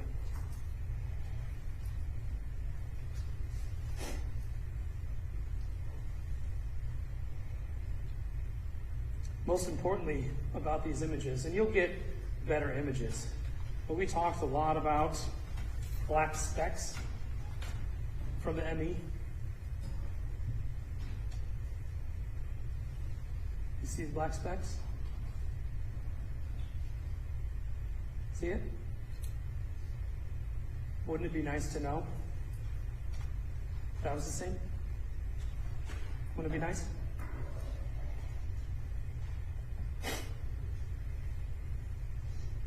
Okay. Told you I'd come back to it. Here we are. The $1,000,000 question. Why is there no blood on Luke? And I don't mean no blood. Obviously, there's 2 specks of blood on Luke.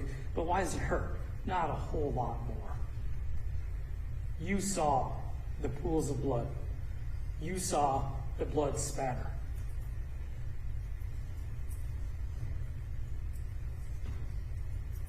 And you can see it on these images. Blood spatter, blood spatter, blood spatter, spatter, spatter, spatter. It is everywhere.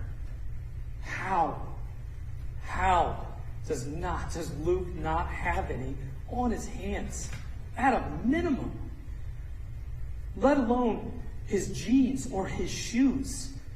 Not the back of his shoes, because that just doesn't make any sense. But why does he not have blood on the part of the pipe that the state is saying that he held? His hands. And the state made an insinuation early on in the trial that because he was hitting like this, the splatter was all going that way. I can tell you, that's a bad argument, and here's why. We've all been in a pool, right? We have all splashed somebody in a pool. When you splash somebody, not all that splash goes that way, does it? No, some of it ends up back on your face. Undoubtedly and inevitably. We've all walked through a puddle. The puddle doesn't all go the way you're stepping, does it? No. Some of it ends up on your pant leg. We know it, because everybody's done it. So the idea that Luke brutally bludgeoned and beat 4 people to death and somehow has no blood on his hands makes 0 sense. So, let's say he washed his hands before they took a picture of him. Where? There's no running water in the shed. The only running water in the yard is a hose, which you would have seen him use.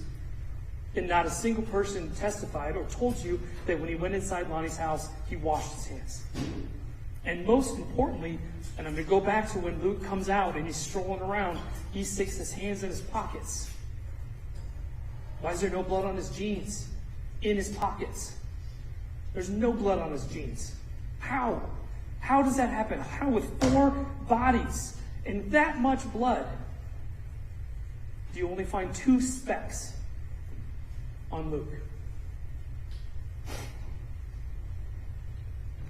And those specks make 0 sense. And here's the problem with them, okay? The one on his left arm, they said it's 4 millimeters. You know how big 4 millimeters is? It's the size of a pencil eraser. It's tiny, okay? And that's a t-shirt. So we've all spilled water on a t-shirt, right? What happens as it dries? It expands, it soaks in, right? And so the blood that actually hit his shirt was not near 4 millimeters. That's a tiny, tiny, tiny little bit that as it soaked in became the size of a pencil eraser. That is not enough blood from beating 4 people to death with a metal pipe. It's just not. And similar, on the back of his shoe, it's 1/4 of an inch. On the back of his shoe. How?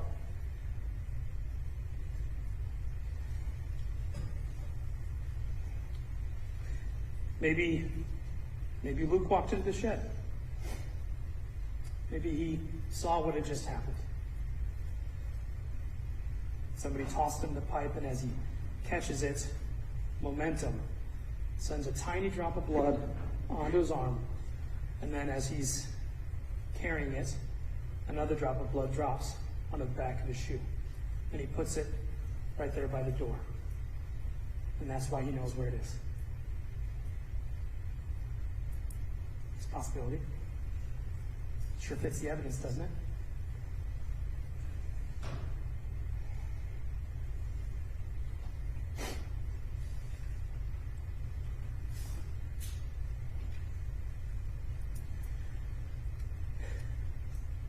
Four bodies, ladies and gentlemen. There is not a speck of blood on his hands.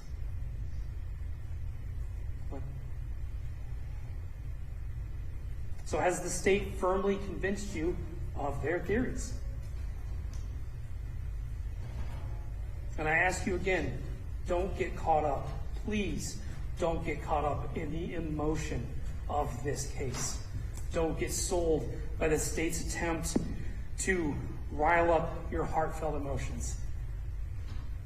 Like the rest of you, we are heartbroken by there being 4 dead bodies. But the question isn't whether we're sad. The question is whether has the state firmly convinced you of their theories. So I go back, was it really a confession?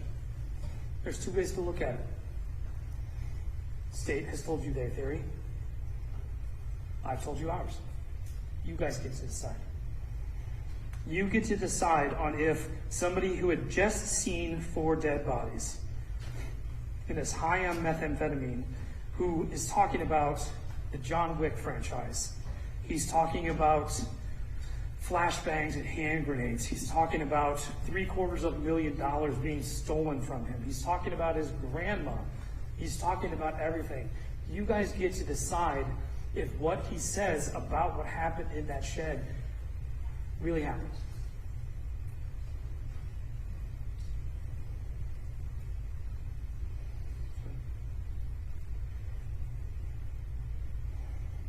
Does Luke go into the shed? We don't know. You can't. The state's going to get up here and the state's going to tell you how everything that I said is wrong. And that's fine. But there are some undeniable truths that the state cannot argue with. Luke was high on meth when he talked to the police. Luke had just seen 4 dead bodies. You have to take that into account when you're determining if what he said as it relates to his involvement was actually him saying, I was involved, or if it's him just rambling, like the rest of the 35 minutes.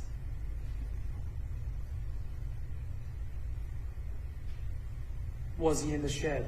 You have to decide, can the state put him in the shed? Can the state prove beyond a reasonable doubt that he was?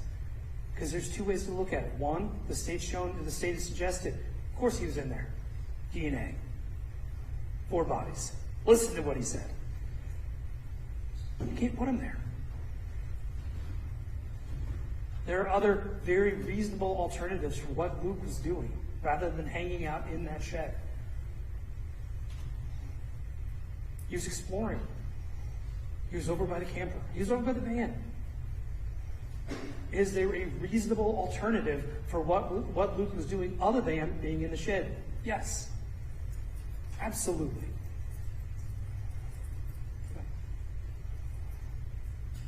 Who's walking in the shadows? State wants you to believe. They say over and over again, Luke and Larry, Luke and Larry, Luke and Larry. You can't see them. You can't. You have to jump to the conclusion that Luke had to have only hung out by the shed, and that Larry had to have only hung out, by the boat, because you can't see otherwise. Folks, the absence of evidence isn't proof. Saying you can't see otherwise doesn't mean that there isn't an otherwise. Reasonable doubt says proof or lack of proof. Saying we don't have proof doesn't mean it's proof. You don't know who's walking in the shadows. It's easy for both Luke and Larry to have walked back and forth underneath that tree line the entire time, and we would never know. Lieutenant Egley admitted it. And if we can't know, we can't just jump to the conclusion, once again, that those 2 shadows you do see are Luke and Larry. Whose blood was on there? I can't get over this.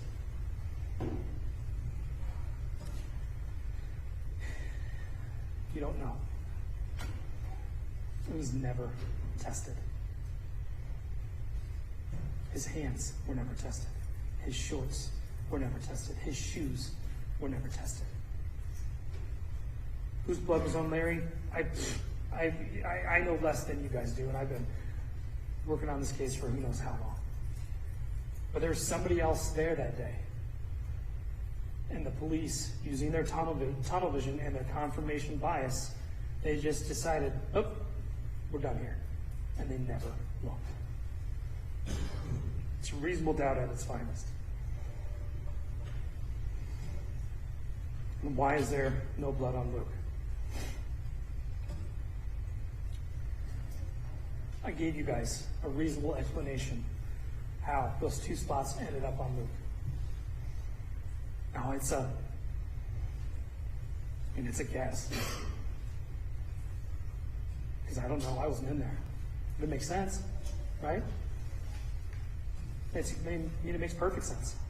Catches right here, momentum, carries the blood there, drops it down here, gravity carries it to his back heel. That would explain how, even though he's beat 4 people to death, there's only 2 tiny spots on him. Right?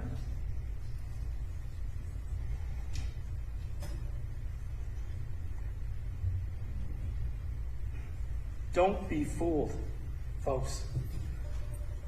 Don't be fooled. Don't get caught up in having to lay the blame on somebody because of the nature of this case. Don't be fooled by Lieutenant Egley getting up there and saying, even though he doesn't know any more than we do, that Luke and Larry did this, Luke and Larry did that, because he doesn't know, just like none of us know. Don't be fooled that Luke made all of these admissions in his statements without listening to the context and everything else that he said. Don't be fooled that Larry's hands shouldn't or didn't need to, because they had Luke and he was the guilty party. Don't be fooled. Demand answers. Think of these 5 things when you're back there deliberating, and think to yourselves and say to yourselves, no, we need to know. Because if you can't resolve these questions, we can't tell if Luke's guilty. And if you can't tell, folks, that's reasonable doubt. And with reasonable doubt, he's not guilty. Folks, I want to thank you again. I do. Can you clear the screen, please, Your Honor? Thank you. I want to thank you one more time. State's going to get a chance to come up here and talk to you one more time, but I do. I appreciate the attention you've given us, the time that you've given us, and I ask you to just keep with it. Keep with it for just a little while longer. And when you look at all the evidence, see that those answers should have been provided. They weren't. And because they weren't, that's reasonable doubt and return a verdict of not guilty. Thank you. Thank you, Mr. McCollum. Is the state ready? Is the state prepared to give a rebuttal closing? I am. All right, whenever you're ready.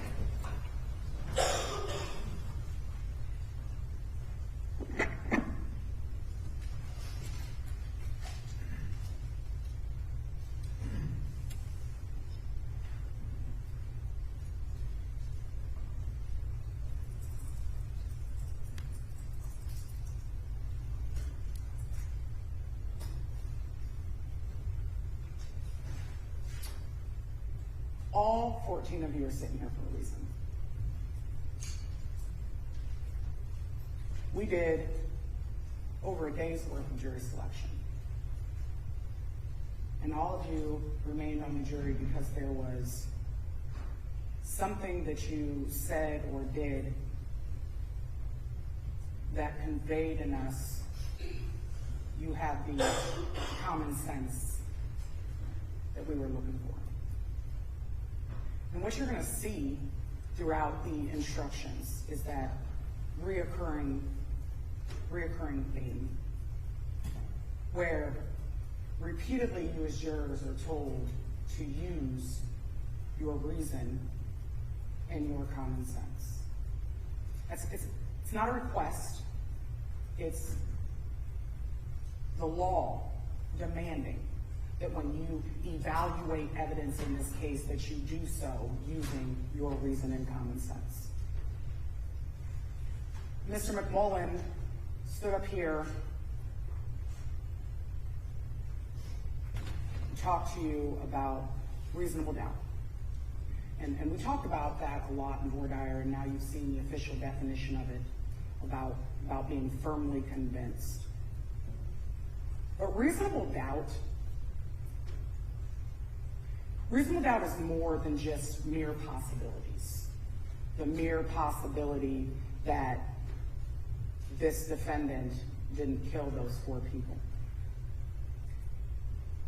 Theorizing and posturing is not evidence.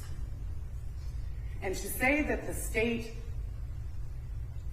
doesn't have evidence when there's no other evidence refuting that is not reasonable doubt. You don't get to just pull possibilities out of the sky with no evidence to support it, because what you're going to see in those instructions too is my statements and his statements are not evidence. He may give you some things to consider, but the evidence that you have to consider is what's been presented, not mere possibilities, not the drugs in the pocket of the pants that you borrowed and didn't notice the meth there like we talked about in Vordaer, not possibilities. He can stand up here and possibility you to death. And frankly, some of the arguments are insulting to your intelligence and your common sense, ladies and gentlemen. He wants you to disregard all of the evidence that's presented and presents the argument as if the entire state's case is based on one specific piece of information and hopes that you are not intelligent enough to look at this case in its totality. If you are not there yourself to see it, is there going to be some doubt? If it is not caught on 4K HD surveillance video for you to view, is there going to be some doubt? I asked you that question in Vordaer. Doubt and reasonable doubt are not the same thing. Reasonable doubt has to be such that you are not firmly convinced, that you could not act upon the information that you have, that you are afraid to make a decision because you aren't firmly convinced. Disregard all the evidence. That's what they're hoping. The mere possibility that Luke Truesdell goes around that corner and for no reason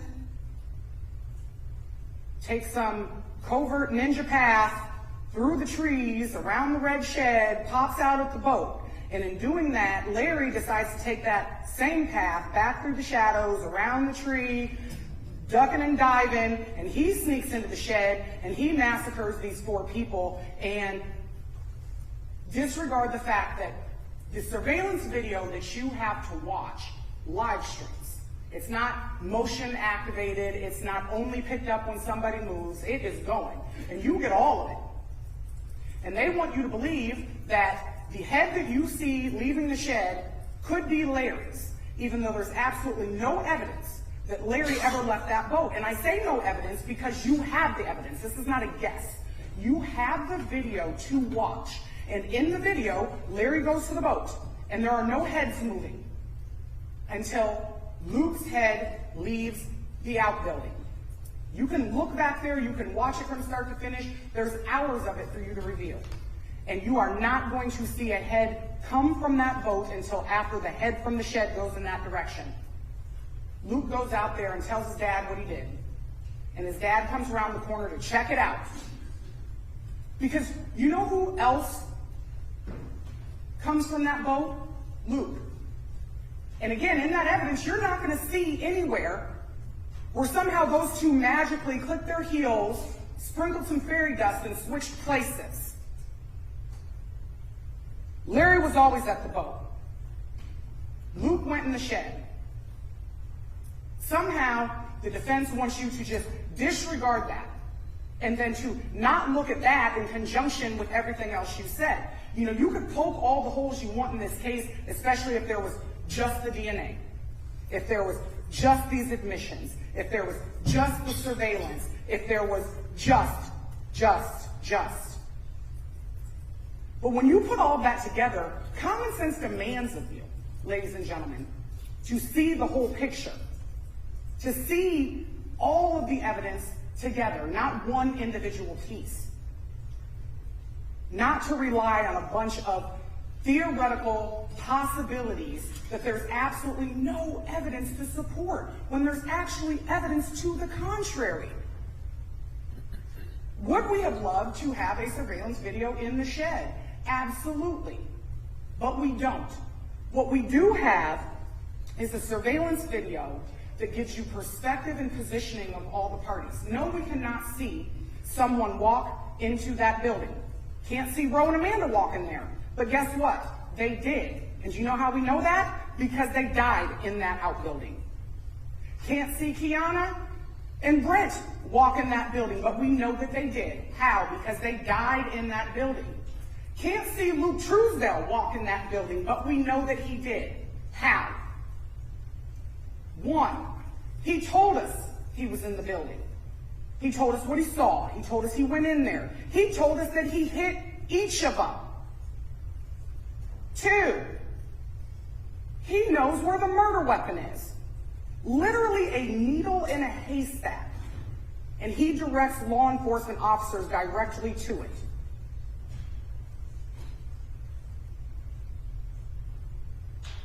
And he's nowhere else on that video. Luke's head leaves the shed and goes to the boat. There's a bunch of conversation back behind that truck, that junk vehicle out there. Dad comes back. Luke comes between the van. And then he runs into the shed with his dad. Now, I didn't clip all of it and put it in the PowerPoint, but the other thing you get to consider when you review all this evidence is the body language, right? You can't hear everything that's said between Luke and Larry, but what you see is a pissed off father and a son moping behind him, really ashamed and embarrassed of what he did. You don't know what I did, Dad. Just following behind him. And Larry's turning around and he's yelling at him. And he's calling him an idiot. And he's saying the F word. And you can hear him on video. What happened? What'd you do? Lon, call 911. Call an ambulance. But the defense wants you to believe that Larry's our murderer. Larry, who's out there trying to pull a free motor off a boat that he can flip and make some money off of, just stops in the middle of that with absolutely no motive, no means, no relationship, and goes and kills 4 people, magically gets from the boat to the shed. Because that makes sense, right? That lines up with reason and common sense and all of the other evidence in this case. That is absolutely ridiculous, ladies and gentlemen.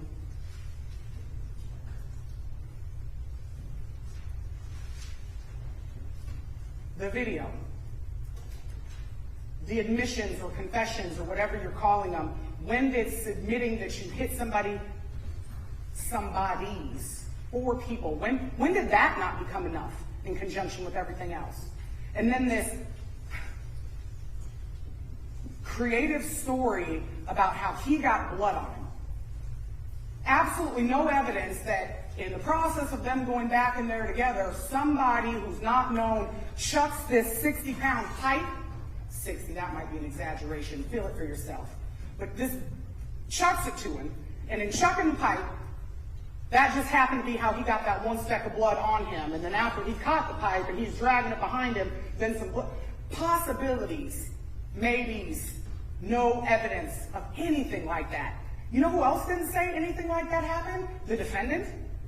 You know who never said, it wasn't me, it was my dad? The defendant. He didn't blame anybody else. He owned it. And he felt bad about it. And then he told you how he felt good getting it off his chest and how he worried about his kids never forgiving him and gonna hate him.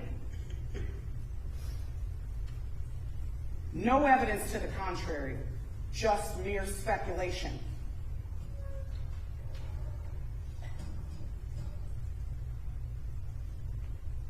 Apparently, Mr. McMullen is a blood spatter expert and wants to compare being completely soaked from head to toe in a pool splashing someone with being 42 inches away from somebody swinging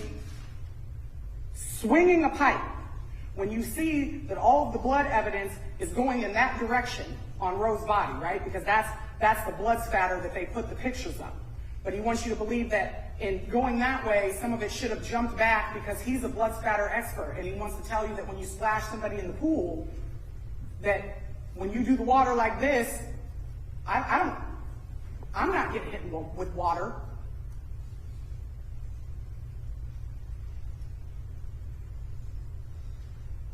Speaking of water, before I even get there, the criminalist who examined this pipe told you that there's one end of the pipe that doesn't have blood. You can get a look at it. We'll send some gloves back, pick it up, hold it, examine it. There's not blood all the way up this pipe and then just 2 void marks on the pipe with no blood where these hands were at.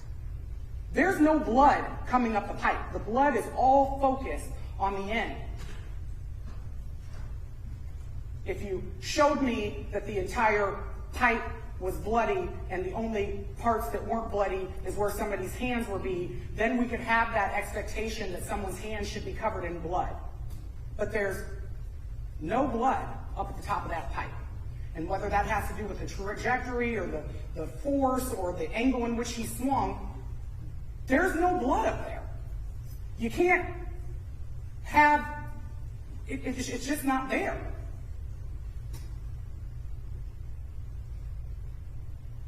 No running water in that outbuilding. But Lon told you that when Luke was in the house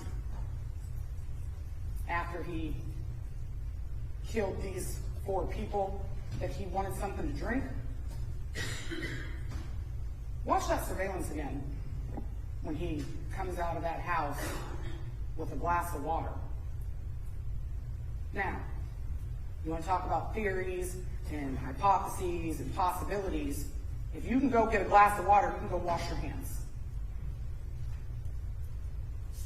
And moments after that murder, while Larry's being criticized for smoking a cigarette, Luke's in the front yard chugging a beverage.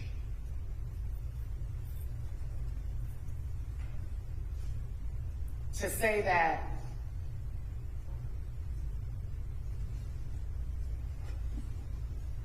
Luke was traumatized,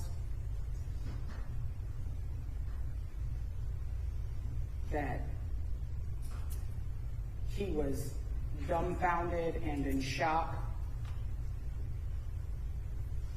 and to make Larry the monster because he smoked a cigarette.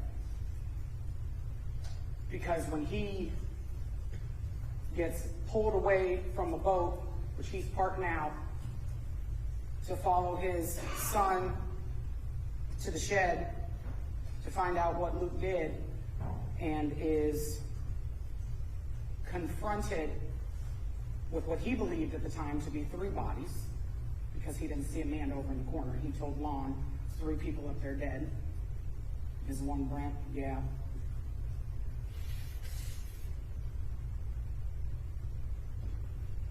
In running down to the house and telling Lon to call an ambulance now, call 911, call an ambulance, calling his son an idiot and flailing his arms and all of the above, that his trauma doesn't warrant a cigarette, but Luke's the traumatized one.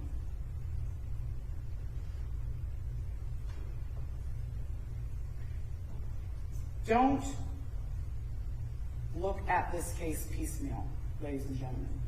You have to, the same way you have to read the instructions all together, because no one instruction includes all of the law. No one piece of evidence proves this case. But all of the evidence together has met that burden, has been proven beyond a reasonable doubt. In voir dire, I talked to you about puzzle pieces. And if pieces were missing from the puzzle. I think I talked about a fin and a portion of the tail. Could you still see the killer whale in the middle of that picture? Without a surveillance video inside that shed, there's always going to be some pieces missing, even as much as who got killed first. Will gets killed first, Amanda runs and gets wedged, Brent and Kiana come in to check it out. Brent goes over to check on Roe, gets hit in the back of the head. Kiana then gets finished off because she screams. We don't know. That's my theory. You can theorize. But there's always going to be some pieces missing. Those pieces missing, though, do not equate to reasonable doubt. The killer whale's still present, and the killer in this courtroom is Luke Truesdell. He killed those 4 people. There is no evidence to the contrary. And all of the evidence, when taken in its totality, give you no other reasonable explanation for what happened that day. And so I stand before you and ask to thoughtfully review that evidence, determine from that evidence what is facts, and find Luke Truesdell guilty of all 4 murders in this case: the murder of Ramondis Cooper, the murder of Amanda Parker, the murder of Brent Brown, and the murder of Kiana Ryan. Thank you.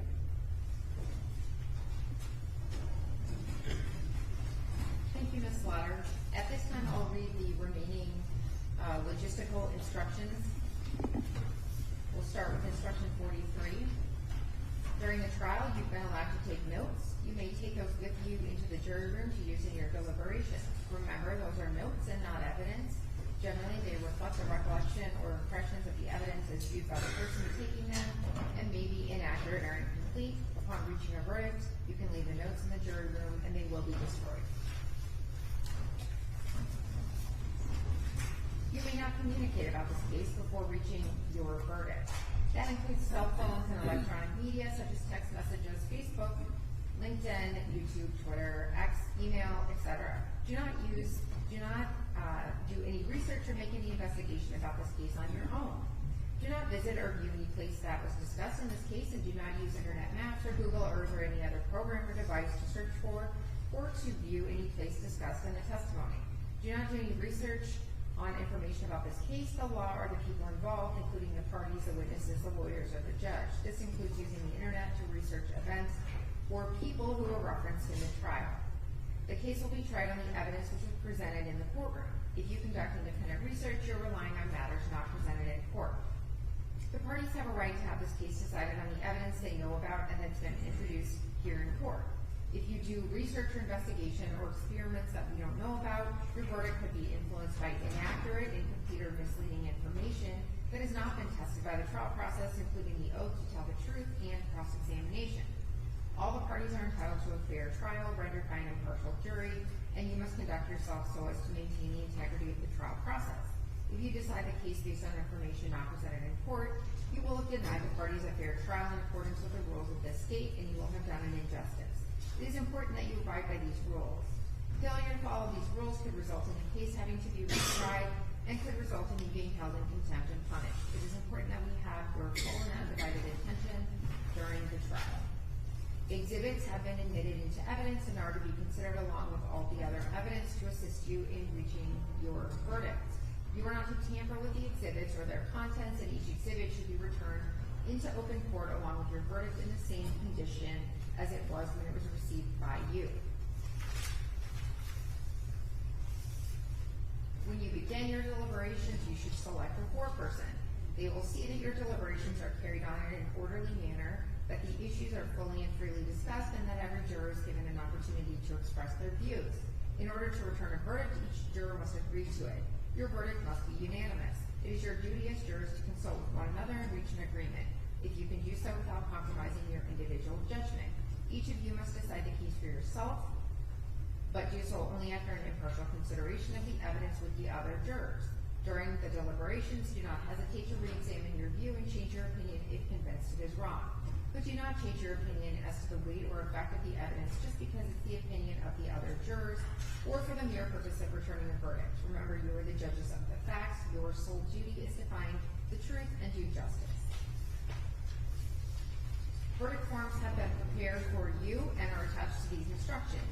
Your foreperson will sign the appropriate verdict forms which accord with your findings. When you have agreed upon a verdict for each count and the foreperson has signed the verdict form, you will notify the court attendant. So I will go ahead and sign these jury instructions and date them November 13th, 2025.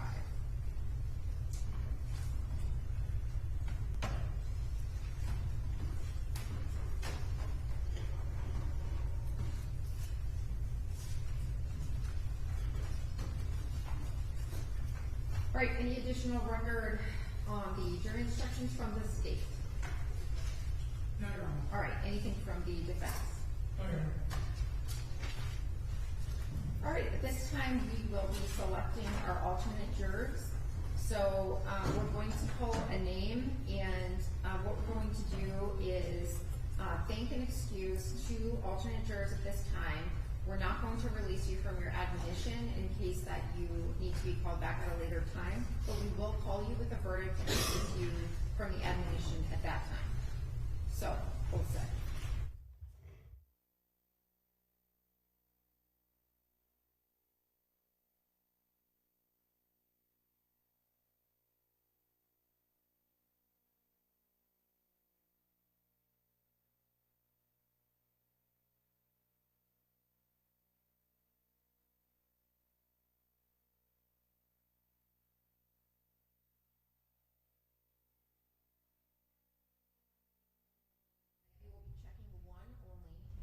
Either the defendant is not guilty, guilty of murder in the first degree, guilty of murder in the second degree, guilty of voluntary manslaughter, or guilty of involuntary manslaughter. So those are the options that are available to you on each form of verdict. There are 4 total for each count represented, and there's going to be a space for you to sign and date for the foreperson on each of the 4 counts of verdict.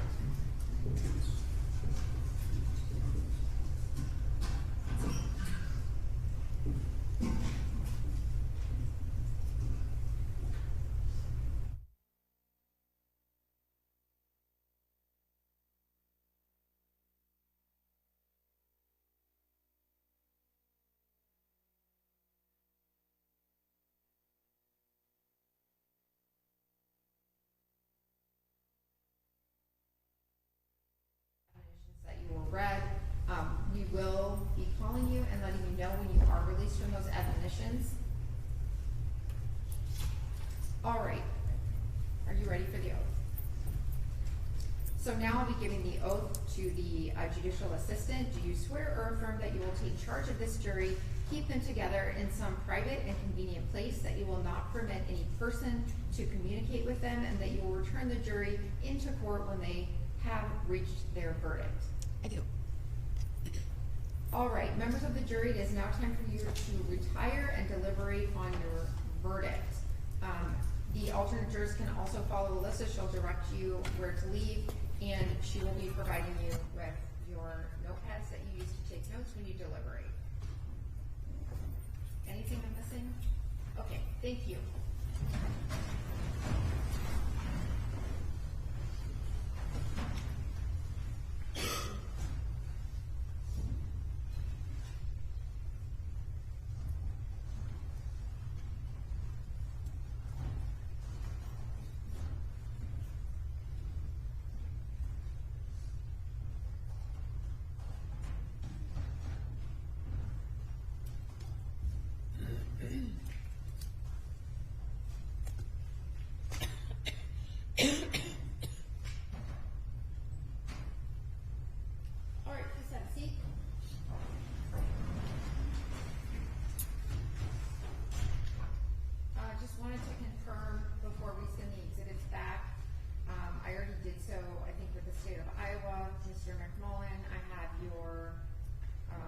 P1 through P10.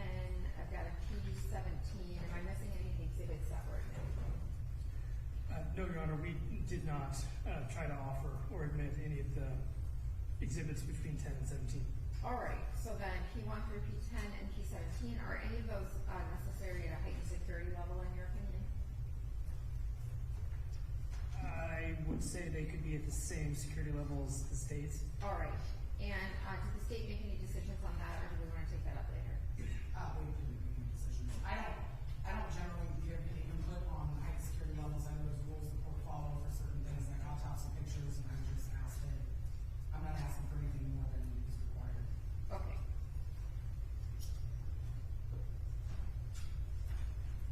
Any further record either party would like to make at this time on behalf of the state? No, Your Honor. On behalf of the defendant, Mr. McCullough? No, Your Honor, thank you. All right, thank you. Please make sure that you provide Alyssa with a contact number where you can be reached, and we'll be adjourned until we have further information. Thank you.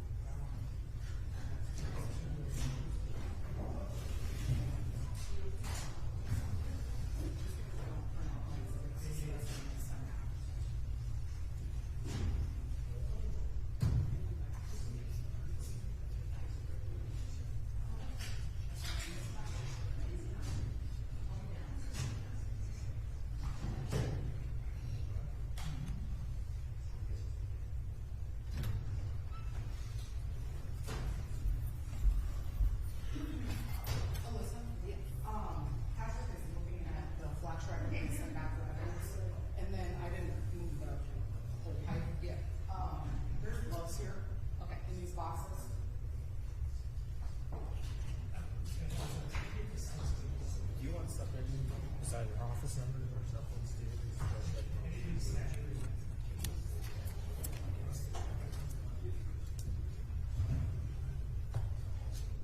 Thank you. Are you feeling? Huh? Are you feeling better? Yeah. Getting there? I'm getting there. Yeah.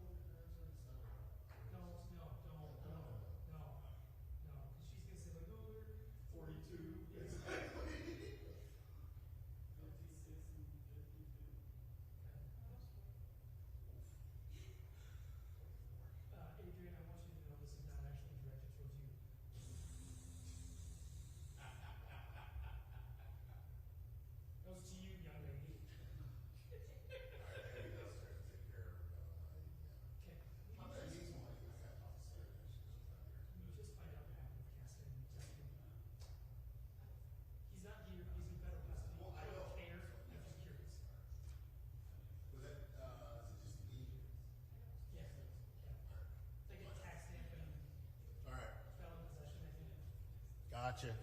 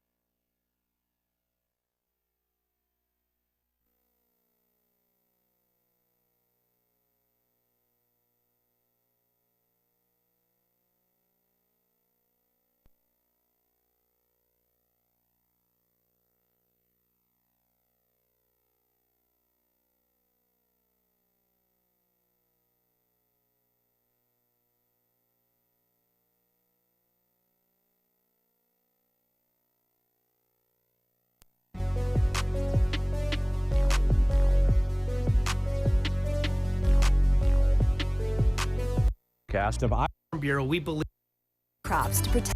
Believes that if they can even get a stalemate on the offense and defensive line, that they will have some success. And of course, the ground game with an outstanding running back. We talked about him earlier. St. Ansgar, field position. They're kicking games, they're punting, they're looking for to shorten the field when they can. And once again, offensive line. We talked about that a lot, and I'm going to be keying in on that throughout the game. Those were today's keys to the game presented by Delta Dental of Iowa. For your smile, for your health, and for your community.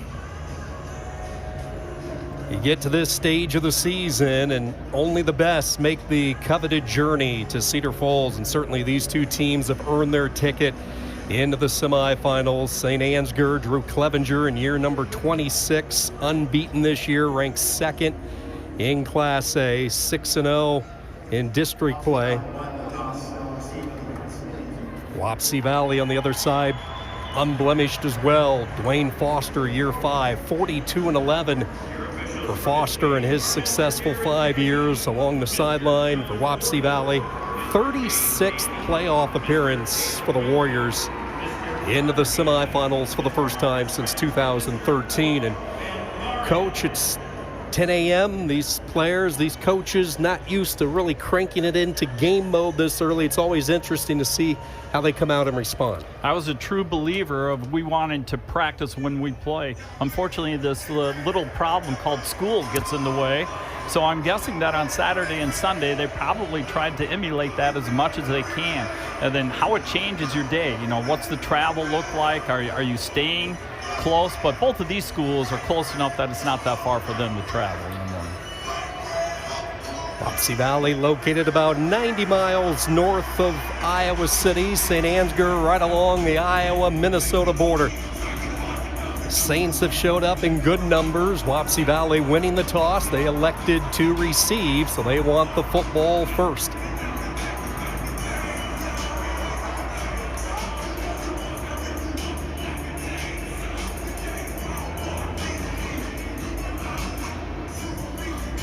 I'm going to say that the Achilles heel so far for St. Ansgar has been their kicking game. They've run more extra points, a 2-point conversion than they have kicked. So we'll see what happens there. I do know that as Coach Clevenger has gotten closer to the end of the season, the last playoff game, he did kick extra points, and they were 5 for 5. Braden Vance awaiting the kick from Porter Schwiesel.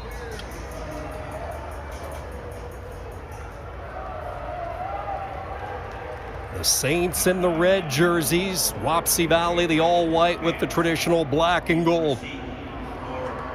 And we are underway from the Unidome. First quarter coverage brought to you by Iowa Farm Bureau, proud title sponsor of the IHSAA. Champion your youth through sports and education. Vance on the return takes it out past the 30, and we get our first look at Caleb Hogan as he engineers this offense. Today's starters presented by Hy-Vee. And you're going to see molds and shares that are probably going to be the ones that are going to get the rock the most often. The key, though, once again, is watching that offensive line. I'm going to look to see if there's any movement at all with the St. Ansgar defense. Warriors from the 33, and they will come out throwing, and the pass a bit behind Landon Molds. Hogan this year, 6 feet 1 inch junior, 210-pounder, has thrown the football well this season, close to 1,000 yards, 14 touchdowns, and Molds has been one of his favorite targets. And it's a quick hitch, 5-yard out, and they're trying to get the quarterback to feel comfortable on the first play. Not a difficult pass, but unfortunately he didn't connect. Brings up 2nd and long.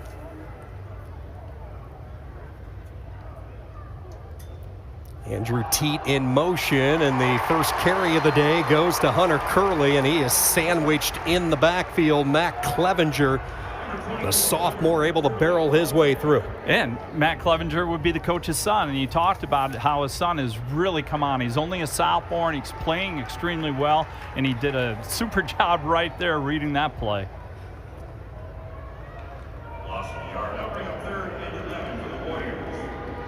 Couple of Clevenger brothers in the lineup for St. Ansgar, and a 3rd down and long for Wapsie Valley. They bring a linebacker on a blitz, slant pattern right on the button. It's caught. They pick up 13 and a 1st down. Throw and catch to Landon Moltz. Slant route this time, and right between the zone coverage, he's able to connect, puts that ball right on the numbers. 1st down, you're moving the chains. That's a good start.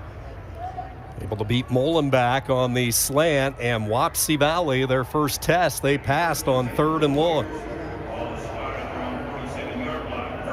Opening drive, opening game of another busy day in Cedar Falls.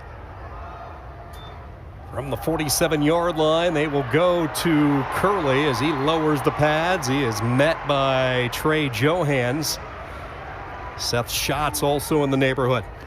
And my guess is Wapsie Valley officials are saying, hey, you need to keep the St. Ansgar guys off the line of scrimmage. It looked like one of them had his hand in the neutral zone, but that's a good 1st down run. Anytime you get more than 3-4 yards on 1st down, you're happy as a head coach. They cross into plus territory for the first time. Caden Dana stood up at the line of scrimmage. Falls ahead for a yard or two. Dana's been a great story, a junior. Really has come on this year, more of a tailback body, but he has been a big-time weapon at fullback. Yeah, and look at that pile. 7-8 guys in on that. And so it's just a man versus man, and it's like pummel wrestling inside the room, you know, who's going to have low leverage and who's going to move their feet. Another 3rd down test for Hogan and the Warrior offense. 3rd down. They will keep it on the ground, and St. Ansgar really stubborn on this opening drive. They are not giving Hunter Curley much to work with, and an early decision for Dwayne Foster. Do you play the field position game, or do you roll the die and keep the offense out there? Well, Sean, I think you'll agree with this, that most coaches, when they run the ball on 3rd and 3 or 4, what are they going to do? They're going to go for it on 4th down. So that's my guess here. But the one thing you have to be aware of is sometimes that Wapsie will have a short formation here, but he's under center. So hard cadence, hard snap count. They load up the box, and Hogan will keep it himself. We have a timeout. But it looked like a timeout coming. First charge, Wapsie Valley. Wapsie Valley utilizing the timeout right before Caleb Hogan took the snap. Good decision. When you see what you have and you're not liking the way the St. Ansgar is set up defensively with your play call, then use that timeout. I know a lot of people don't like to burn them early, but I think it's a very important thing to do because crucial play here. And my guess is what they've scouted on tape, and they see St. Ansgar typically lines up in this scenario, and they didn't see it this time. Look at the schedule that is coming up. MMCRU and West Sioux. West Sioux broke up the top 4 party. They knocked off ACGC in the quarterfinal round. That is why they are into the semifinals later today. And then the top-ranked team in the state with MMCRU, the Royals. Not too many weaknesses. That's coming up today. Class A center stage. Drew Clevenger hoping his defense can come up with a stop here. 4th down and a yard. Opening drive of this semifinal matchup. They will go to Dana, and he will move the chains over the right guard following Luke Reardon, who they love to run behind, and a 4th down conversion for the Warriors. Yeah, I think initially they wanted to run in the A gap, and then they busted that out to the B, to the C, which was exactly what you wanted. A nice hole there, and 1st down, moving the sticks. Very methodical drive down the field, keeping the high-powered St. Ansgar offense on the sideline. They get it out to the flat, making the catch. It's a short gain. So they hook up with Carter Kaufman. Clevenger with a good open field tackle. Yeah, that time you saw him in the tight end position, and he just runs a little banana route out to the flat area. He's open and gets a nice gain on 1st down. You're setting yourself up for 2nd and 7, 2nd and 8.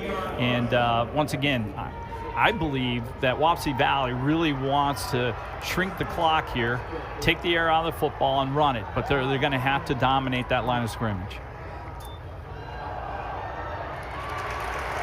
Hunter Curley having a tough time getting going, rushing for nearly 2,000 yards coming into today. Aiden Beeson, big down tackle, the 275-pounder, and the interior of this defense is tough to find spaces. Oh, he sheds his blocker. He uses both hands, gets up underneath him, and then throws him to the side. That's an excellent defensive lineman. 10th play of this opening drive.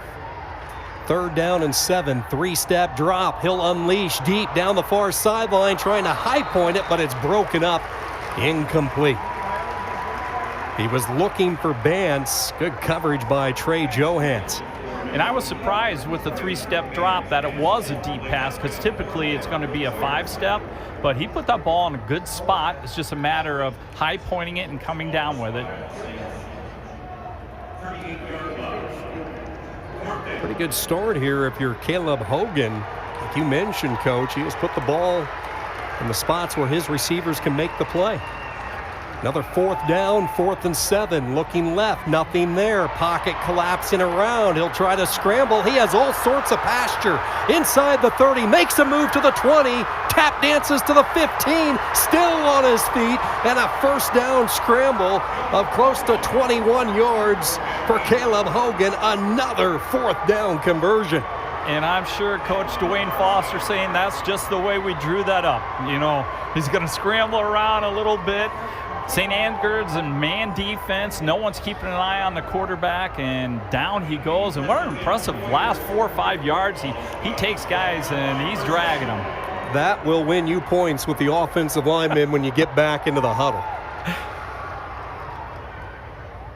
Scramble of 26. This is Curley, and he is tackled for a loss. Now that's an ISO run play. In that scenario, you're going to double with your center and guard, and your fullback's going to try and pick up the linebacker. They didn't do a very good job with the double, and also the other defensive tackle came off his block. Nothing there. St. Andrew's defensive line is playing well.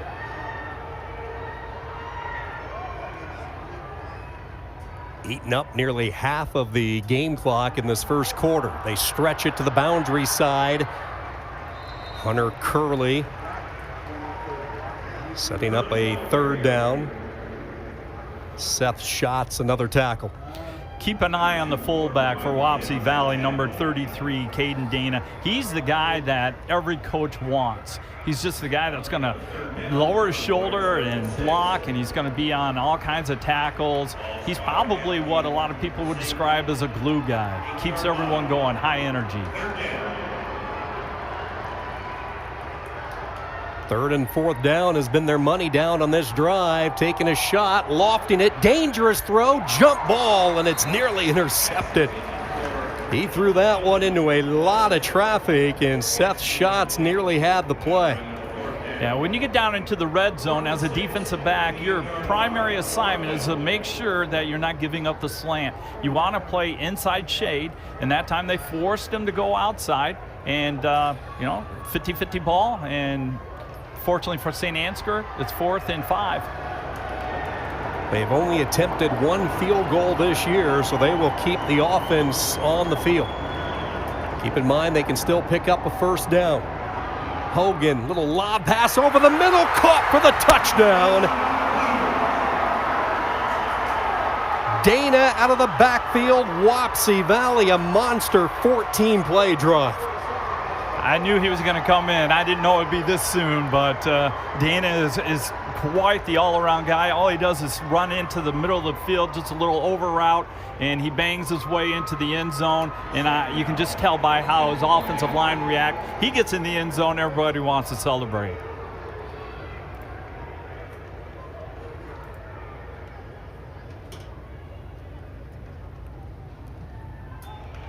Reese Hagenow on for the point after, and it is good. And a statement drive for Wapsie Valley right out of the gates as they fire the opening salvo, and it was 3rd and 4th down conversions on this drive and pretty accurate throws from Caleb Hogan, which set it all up. Yeah, converting on 3rd and 4th. Isn't that the key to the game? I like how St. Ansgar defensively would stop the run, but now you're going to have to make a little bit of adjustment next time out on defense and try to take away the passing game. But that was an impressive drive by Wapsie Valley. They have to be feeling good. For Dana, just his second catch of the season. To work, and your arm and use that right arm.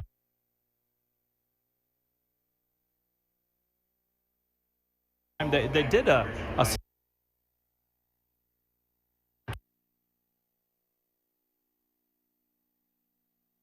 stick with the hot hand. Michaels.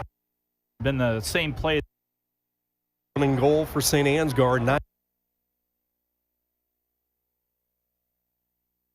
Run something outside, or we got to do a bootleg. We need to do something different. Zaid Shell, receiver to the top. They have an H-back for the first time to the right. They swing it out to Michaels into the end zone. Touchdown, St. Ansgar.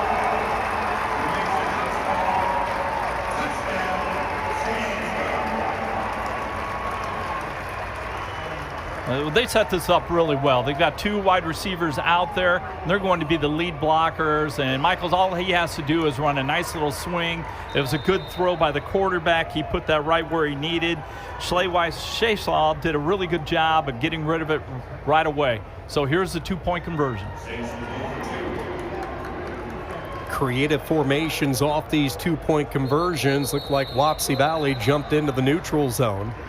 This is almost becoming a regular part of football with some crazy styles. Prior to the snap, encroachment, defense. The penalty is enforced half the distance and goal retry. So a situation here where obviously you have a couple of offensive linemen spread way out away from where they normally are, and as a defense you have to make that adjustment to see what Drew Clevenger has up his sleeve. That's right. You have to, as a defensive player, you have to identify who are the ineligible receivers.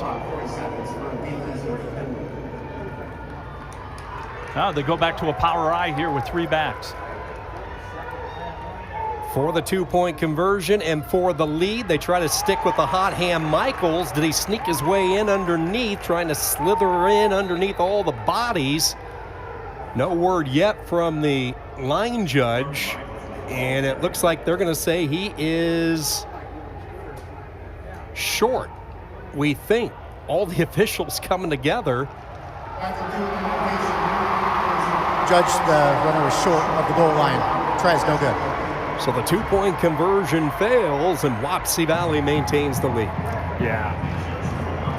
As you watch this, it's a hard angle because it's such a pile, and he looks like he reaches over, but was his knee down prior? And that's a hard call, especially if you're the side official, and you know, you're 23 yards away from that play happening, and there's a lot of bodies in there. Drive lasted 4 minutes and 34 seconds, 65 yards. St. Ansgar's on the board. I think we have a track meet going here. So we've seen a 15-play drive to start this game for Wapsie Valley, and now St. Ansgar 10 plays, and get used to this name, Corbin Michaels. One of the more dynamic running backs in the state. You give him a little opening and he will make the most of it. Yeah, he's also a sprinter on the track team, and that's pretty obvious, but I like that right there. I know he's had 17 receptions going in the year, and 5 of them were touchdowns. Well, now he's at 18, and he has 6 touchdowns. This guy is probably not going to come off the field. Corbin's going to be out there the entire time. He's on kickoff. Into the quarter. Very good field position. Let's see what happens if they're going to come out and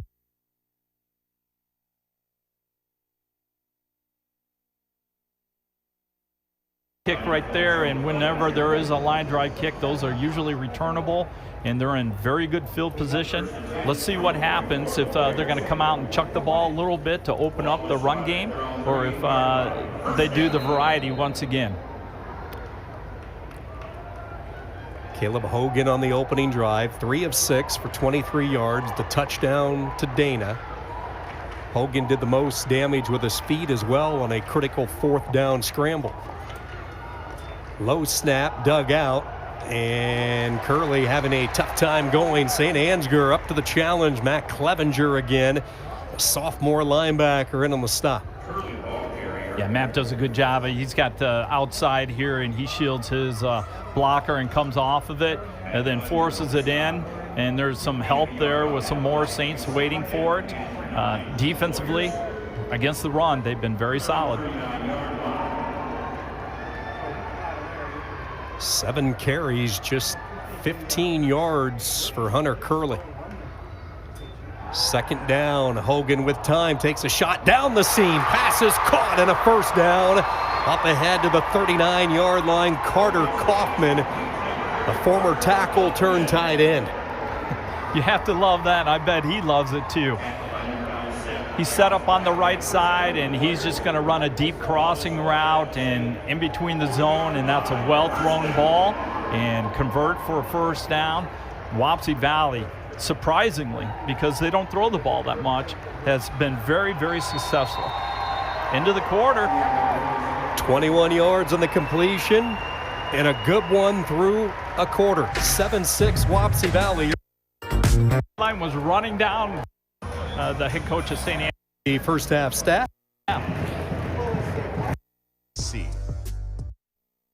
The bounce with the total yards. The one thing that I've noticed, there hasn't been a turnover and only 3 penalties. So Wapsie Valley has all 3 penalties for only 12 yards. Everything is so balanced across the board. It's just been back and forth, and St. Ansgar had a short field towards the end of the half and wasn't able to execute there, but it's just been like a ping pong table tennis game going back and forth with 2 teams that really want to run the ball and establish that line of scrimmage.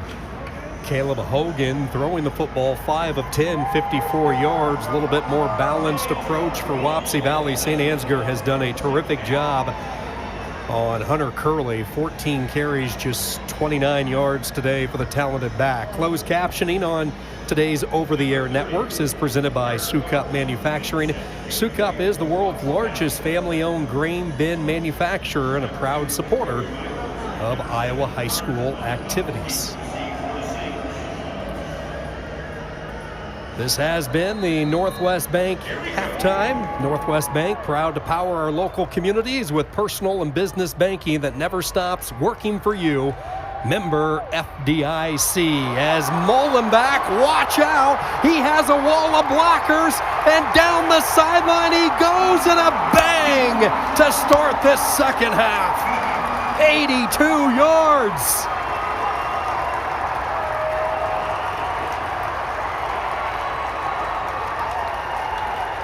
Well, I'm not sure what Coach Clevenger said at halftime, but it did work.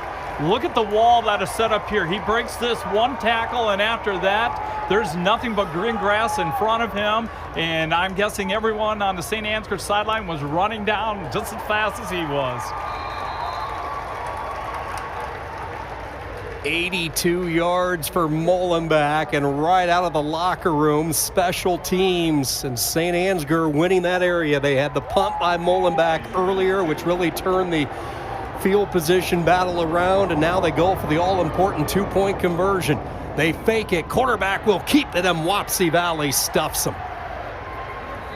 Yeah, we've seen this before where they did give the ball to Michael and tried to get him around the corner, and that got stuffed. And then this time the quarterback keeps it, and there was nothing there. So well scouted by Wapsie Valley to shut them down, and we're at 12-7. Great start of the second half. The Iowa High School Athletic Association football semis presented today by Iowa Farm Bureau. That certainly woke up the fans as they were just coming back from the concession stands to get back into their seats. And Mr. Molenbeek bringing some smiles to some of the youth enjoying this one. St. Ansgar with their first lead. explosive players in the backfield for St. Ansgar, and the Saints are very talented. They have great team speed, very athletic. As we know, they won a state championship in baseball this past summer, and it's just a group of kids that are obviously committed and a good mix. And I know that when I was talking with Coach Clevenger, he talked about the leadership component, and that's such a crucial piece to any team that has success.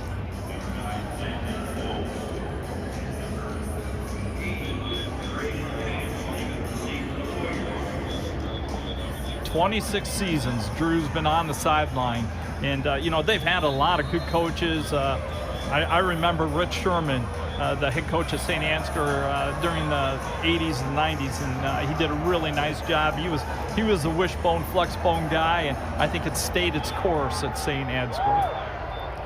Squib kick as they try to keep it away. This is a live football, and finally it tail spins out of bounds, and the flags will be thrown, trying to keep it away from both Molds and Bants. Well, I'm a big fan in that situation when they want to squib to make them re-kick it again, just because I feel like they don't feel that they can cover, and obviously they're just going to say no. Kicked out of bounds. Kicking team by rule of the ball being placed at 35-yard line. First down. Wapsie Valley says, forget that, we'll take the ball on the 35-yard line, which is good field position. So let's see how Wapsie Valley responds after taking it on the chin with the kickoff return from Molenbeek. After the penalty from the 35-yard line, and it's been tough churning in between the guards. St. Ansgar really controlling the center of the lines with their defense. Yeah, and there's nowhere for Caden Dana to go in this situation. He's trying to find just a sliver of a hole, and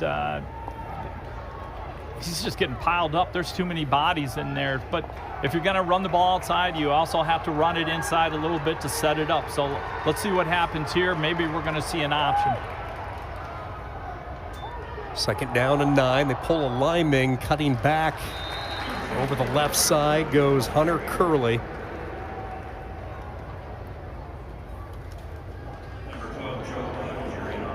Yeah, they're pulling the left guard there, and he's going to kick out the end. Curley didn't follow him. He cut it inside to the A gap instead of trying to take it to the C, following his offensive lineman.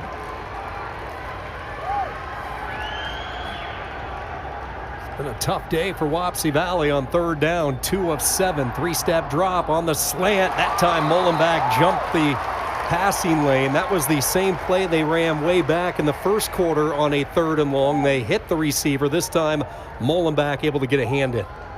And the best part for Molenbeek was he did play the inside shade there as opposed to playing head up or a little outside cover 3 scenario. Most of the time you'll see the corner line head up on him, and the receiver did beat him to the inside, but he had make up ground. Second punt this afternoon for Bants. Could not have scripted a better start out of the locker room for St. Ansgar. They get the big play on special teams and then the 3 and out.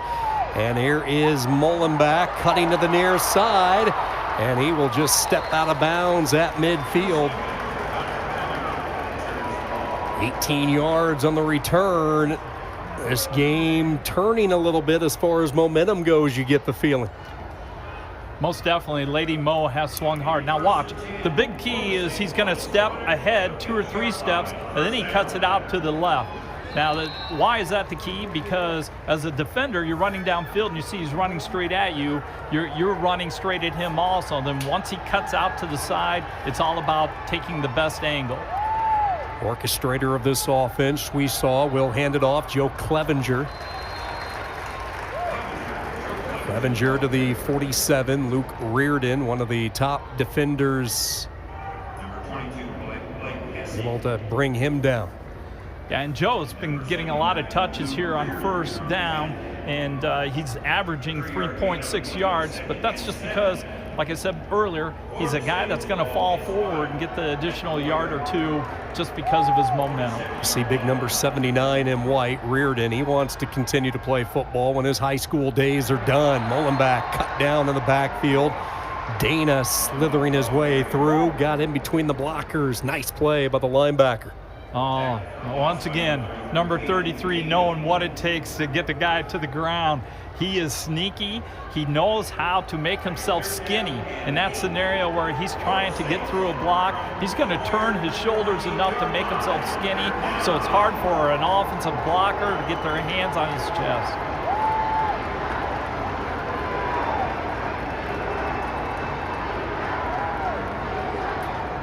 Third down, Schwesaw is going to unleash it. Molenbeek all by himself, and it's a miss opportunity.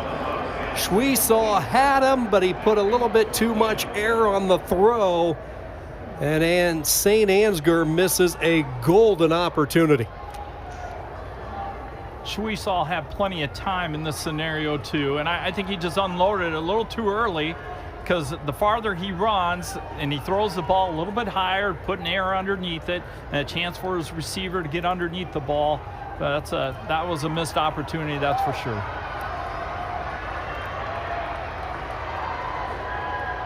Molenbeek on to punt for the second time. Here they come. He gets the kick away. Fielding it, and that's a live football opportunity. It's rolling, still rolling free. Bance can't jump on it. Michaels ends up with it for St. Ansgar.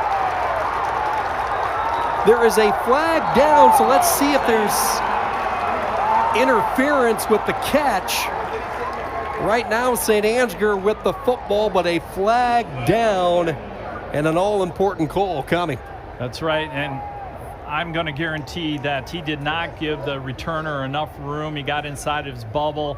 And the other part of this is I think St. Ansgar picked up the ball and tried to advance it. You can't advance the muff, so it would go back if the penalty is not what we think it is. It's all mute.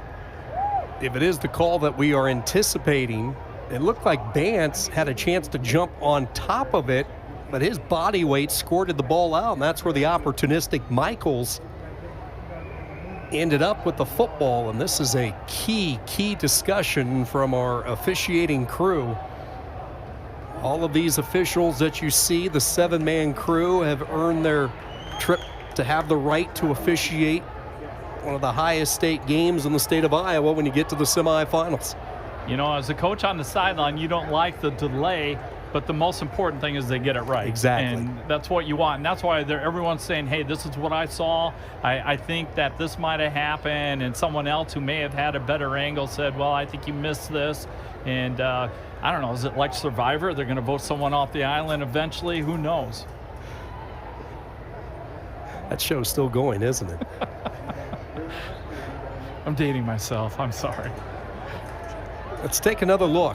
So we're looking for this little bubble here. Landon Molds. Oh, I don't know, Coach. After true communication, there's no foul for catching the interference. The final result of the play is St. Ansgar maintain possession after the muff. Now, let's continue to watch this because oh no, he doesn't pick it up and run with it. The ball's being batted. The fumble just continues to go for St. Ansgar is probably the most fortunate team right now. They're like, oh, wow, how did we get that break? But you want to know what? It doesn't mean anything unless you get 6 points here. So you got to get the ball in the end zone. You know, this is one of those situations as a defense. You got to be thinking, expect the unexpected. But we've seen Clevenger with the fullback several times on first down. I would think they're going to try and get the corner here. Breathing a little fire now. Here come the Saints. First and goal after the game's first turnover. This will be Michaels. Not much. He gets a yard. Gavin Henry bringing him down. Yeah, you go back to special teams in this football game. Molenbeek twice on 2 really good punts. The second one botched by Wapsie Valley, setting them up in great position.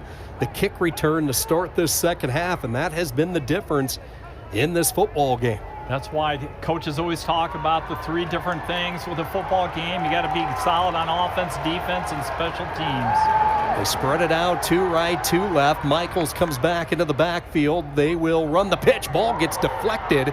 Took a while for it to reach Michaels, and by the time it did, Hunter Curley was waiting. Well, they were very fortunate there. That ball was tipped by Dana, if I remember right here. Is that 33? gets his hands on it? Hard for us to see.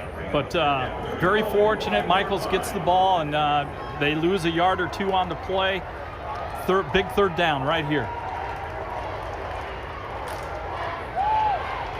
Wapsie Valley trying to keep this a one-possession game, not quite halfway through this third quarter. 3 of 6 this afternoon. Now movement all over. The ball was snapped. Wapsie Valley ends up with it. St. Ansgar wasn't on the same page. And a huge goal line stand, a mistake by the Saints. And Wapsie Valley gets the football right back. This is unfortunate timing as the guy in motion comes across and the center snaps it and hits him, and then the ball is rolling all over and Wapsie Valley recovers.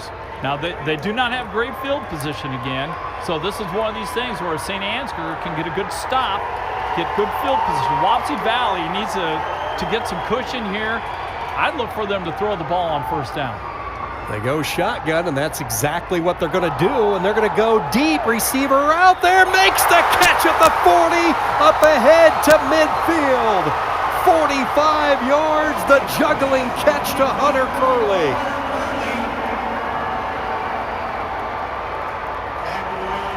Excellent passing catch right there. He's running the deep post, and he hits him right where he needs to. The juggling catch makes you nervous.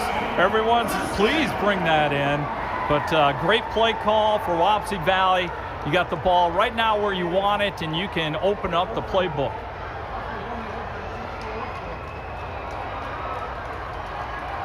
Wapsie Valley is going to have to hustle up. Play clock down to 2, down to 1. They just do get the snap off. Hogan, pressure comes, and Hogan is going to be dropped.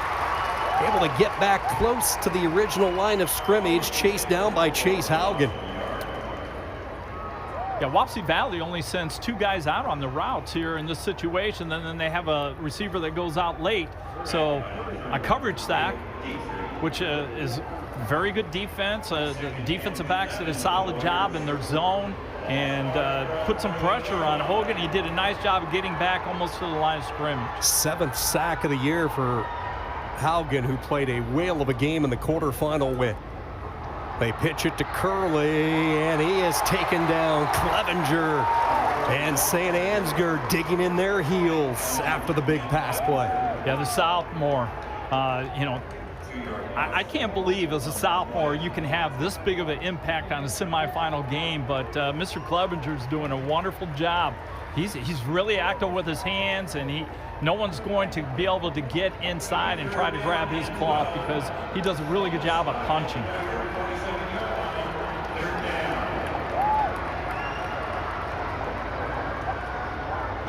Third down and 12. They run a little bit of a stunt, lofting it. This is a fight, and it's incomplete, nearly intercepted. Molenbeek with the coverage, and then nearly picked off the deflection by Seth Schatz, I believe. Yeah, Wapsie Valley had 3 receivers to the right side. They had the one-on-one matchup that they liked, but the other part would be that St. Ansgar brought a outside linebacker on the blitz from the weak side. So I'm not sure if he felt the pressure yet, but he was breathing right down his throat. Shot. Hit one. Today has been the back. Last year had a back injury that kept him out of a lot of action. He missed the basketball season, was an excellent baseball player. He was relegated to just 1 pinch hit opportunity where he bunted just so he had the opportunity to be a part of the state championship team that St. Ansgar enjoyed on the diamond. To see him put together a year like this, so rewarding in so many ways. 3rd down and 9. Look at the time to throw. Making the catch is Michaels, the track star in a foot race. You're not going to catch him. Corbin Michaels to the house, 91 yards.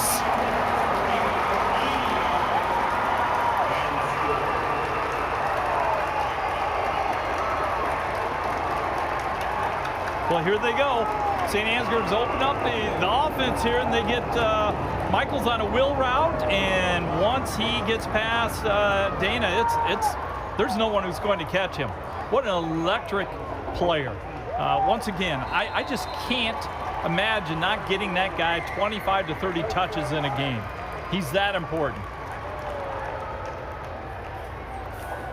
So St. Ansgar is 0 for 2 on conversions, and now they're going to kick one.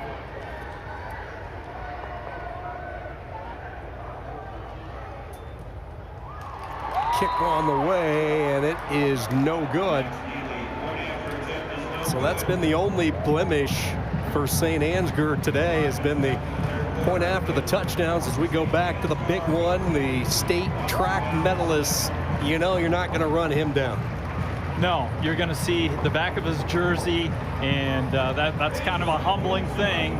But when kids got talent like that, and give Wapsie Valley credit because they pretty much bottled him up in the first half. This is the first time he really got loose on a play, and you know what's going to happen. You just hope it doesn't happen more often than other times. Outstanding high school football player. Low to the ground, center of gravity, spent a ton of time on his lateral quickness throughout the offseason. He did not need a lot of work with his vertical speed. He was the opening leg of the medal-winning sprint medley team. As you take a look at the Sioux Cup stats, 91 yards will certainly change the tide of the statistical categories in a real hurry. Yeah, what's really popping out now is that third down conversion rate, where St. Ansgar's 4 for 8 and Wapsie Valley's only 2 for 9. But on the other side of it, Wapsie Valley has converted 3 of their 4 on fourth down.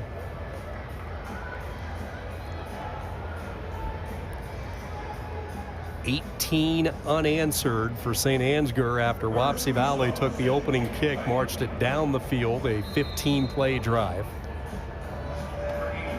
Michaels putting up Michaels-type numbers, 148 yards, all-purpose yards, rushing and receiving today. And Sean, here he is, out on kickoff team right after that. Bouncing kick is going to be picked up at the 25. Flag is thrown on the return. So what looked like good field position for Wapsie Valley is now going to get pushed back. They're probably going to be on about the 20-yard line, 21.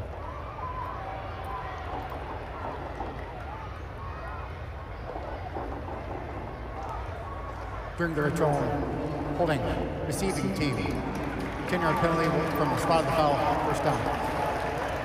What's the message now? If you're Wapsie Valley, you've been along the sideline, a third quarter that is slipping away from you. How do you get everybody back in? Well, this is the faith in your team. They've been battle tested. They've been in games like this. They know what it takes to come back. It's only one play at a time. And my guess is that they will answer. They try to answer with the shoulder pads that they have leaned on so heavily throughout the entire year. Hunter Curley, this 205-pound senior. Yeah, isolation play once again with a double team with the guard in the center, and then the fullback's supposed to pick up the linebacker. Curley, he's a load, and he's able to get some good yards on first down. Back-to-back carries for number 24, who moved to the running back room this year. He played tight end late in the season last year.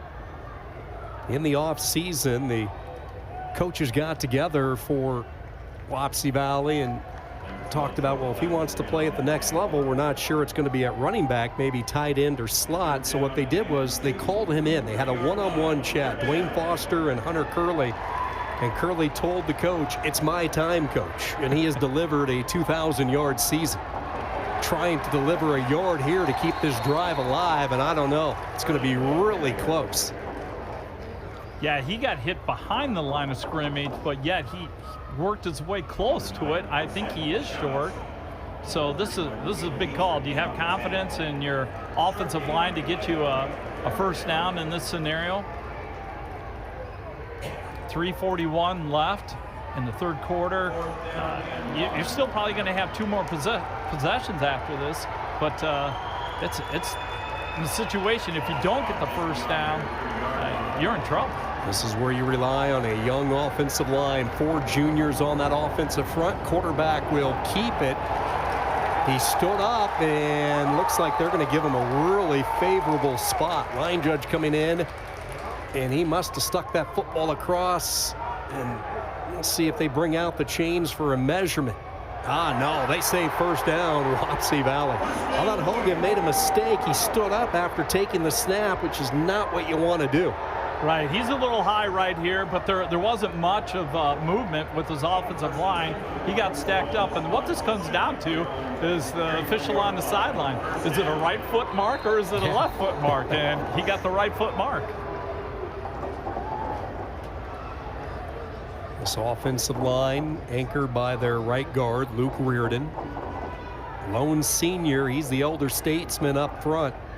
Surrounded by 4 juniors, Lane Shore, Zach Bavers, James Seaman, and then at left tackle, Cooper Adair.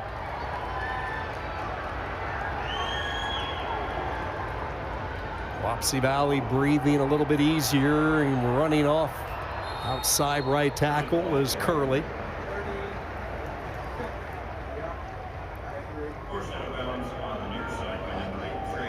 Yeah, Curley gets the corner here, and he does a nice job of using his speed to pick up 5 yards. And now you're sitting in a 2nd and 5, and that's a favorable call for your offensive coordinator to decide what do we want to do here. My guess is they're going to stay with the ball on the ground. Really opens up the playbook. Curley popping through a little bit of a hole, and they stay on schedule as he takes it to the 39. Joe Clevenger approaching double-digit tackles today for St. Ansgar, another stop. Just trying to follow your fullback. He's going to lead you to where you need to be, and we talked about number 33, Caden Dana, and I tell you, he's one of the best fullbacks I've seen in high school football this year, especially at the lower level. 3rd down and 2 for Wapsie Valley, and they will get Dana bouncing it to the outside. 1st down run. Caden Dana able to move the sticks. Another tackle for Clevenger. What a determined run. His hole is plugged, and he's able to pop it out to the left side. He plants that left foot and gets out there and has good speed, and he looks tired. Right now, you see the hands on the hips, and it's one of those situations where we need to give him a blow in this scenario, but we're almost at the end of the quarter, so you're hoping that he can hang on. Joe Clevenger, by the way, his 10th tackle of the game, so into double digits. One of the centerpieces of the defense for St. Ansgar.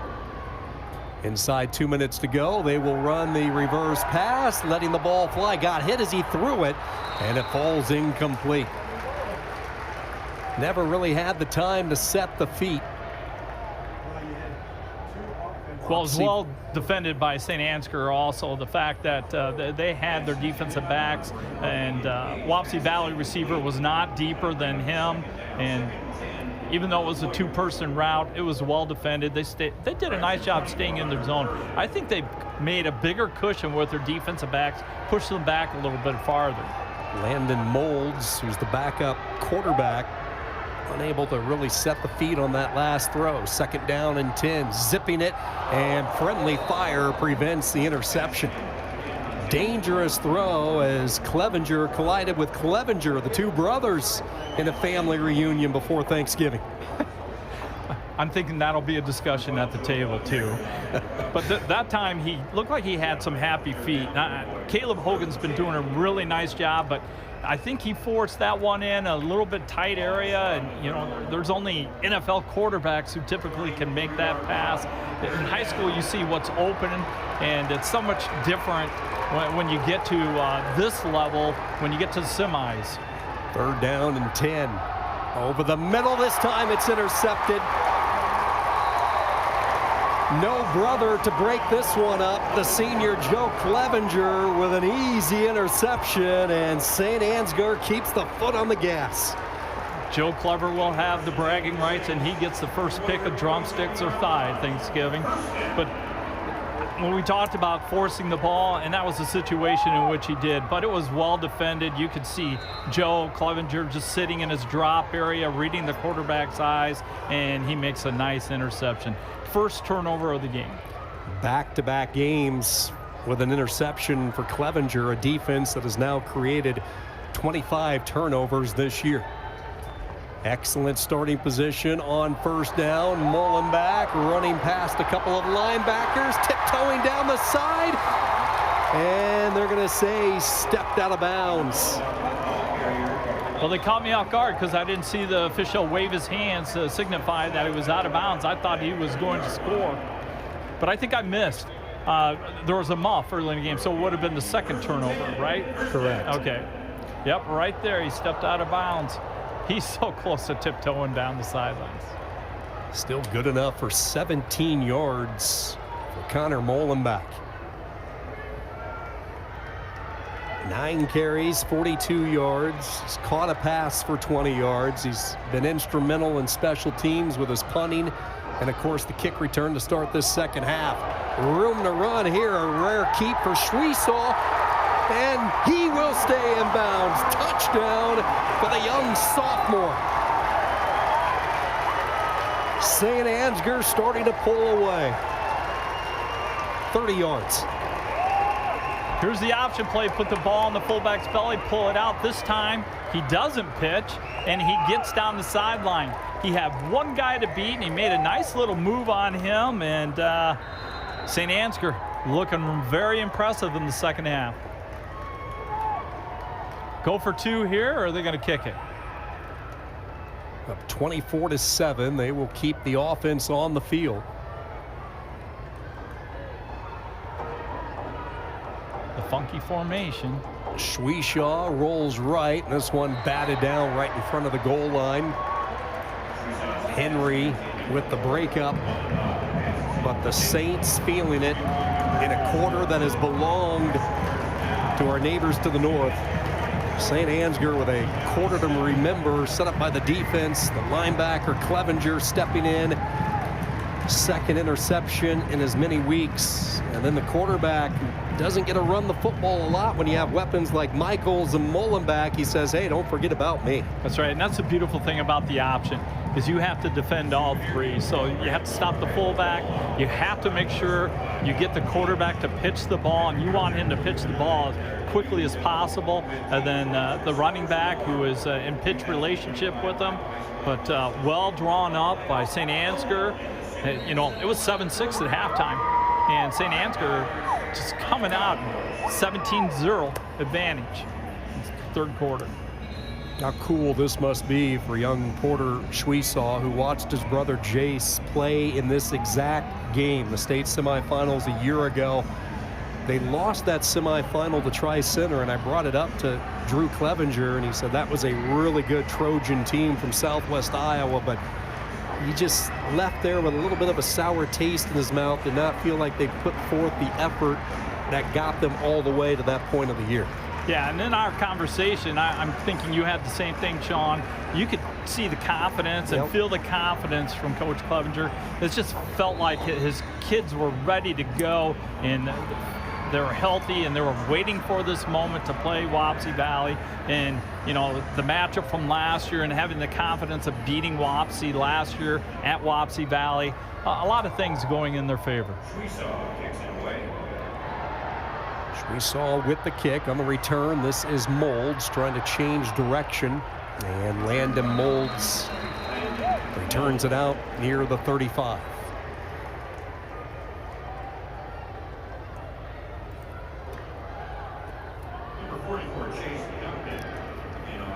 So Wapsie Valley is going to be in the scenario now that you're going to have to put some points up on the board, and you need to do it quickly. So look for them to spread the offense a little bit more, get receivers out, and maybe some quick passes, some hitches, and some outside, and then they pound it right away with an ISO. Curley met in the backfield by Dietrich. Hale Dietrich. Both he and Beeson, again, these are guys that are so steady along the front wall, both on the edge. Yeah. Dietrich is a really neat story. He dislocated both knees. He's had surgery on both knees.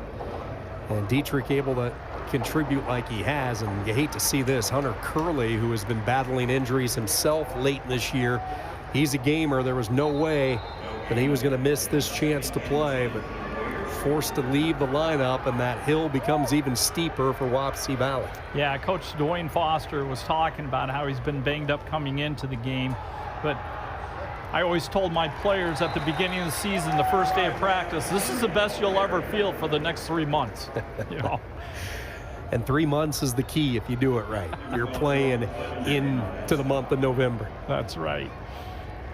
Sets up 3rd and 9 here with Wapsie Valley, and they will have to throw a pass. I haven't seen a screen yet, and with Curley going out of the game, I'm really wondering what they'll do. Final few moments of the third quarter winding down, a quarter that belonged to St. Ansgar. 24-7 Saints as we march to the fourth. You're watching the Iowa High School Athletic Association football semis presented by Iowa Farm Bureau. More Class A action on the Hy-Vee Championship Network right after this break. Nothing matters more than our community and our patients. So when flu season's here, I love that I get to help protect them. When you get your flu shot at Hy-Vee, you can earn a 20-cent fuel saver. Scheduling your flu shot appointment is quick and convenient. Because you can just walk up when you're shopping or schedule an appointment, whichever works for you. Allowing you to pick a time that's best for you and your family. Keeping families and communities healthy feels good. Visit your Hy-Vee pharmacy, get your flu shot, and earn a 20-cent fuel saver today. I don't get it. Why is there uneven crop emergence out here? Great question, Jill. From what I've seen, soil compaction from your sprayers and grain carts is the likely culprit. This can hinder root penetration and emergence along field edges. What would I do without you, Tom? Hey, that's what I'm here for. Let's catch up later. I'm needed over in Monroe County. From personalized insights to year-round support, Channel Seed pros always show up. Channel, all in, all season. Nice guy. What does commitment mean? To protect what's important? To invest in the future? It means providing peace of mind. It's what reliable people do. It's what local banks do. Banking in Iowa goes beyond transactions. Banks work to help people and small businesses succeed. And Iowa banks are proud to be trusted partners in building confident banking relationships. Iowa Banks, your partner through it all.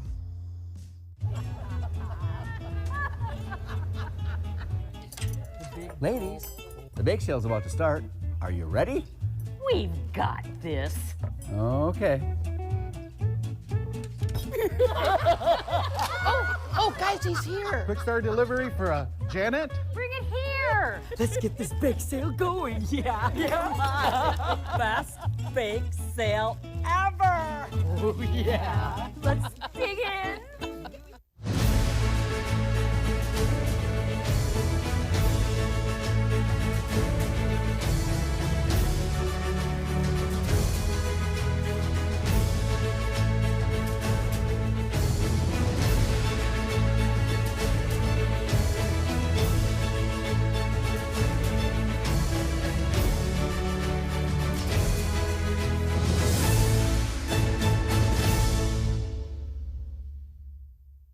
Something exciting is growing on Iowa farms these days. Innovation. From tractors that seed, weed, and harvest with data-driven precision, to drones that scout or plant cover crops to protect soil and water. Even our animals live in smart homes with round-the-clock care.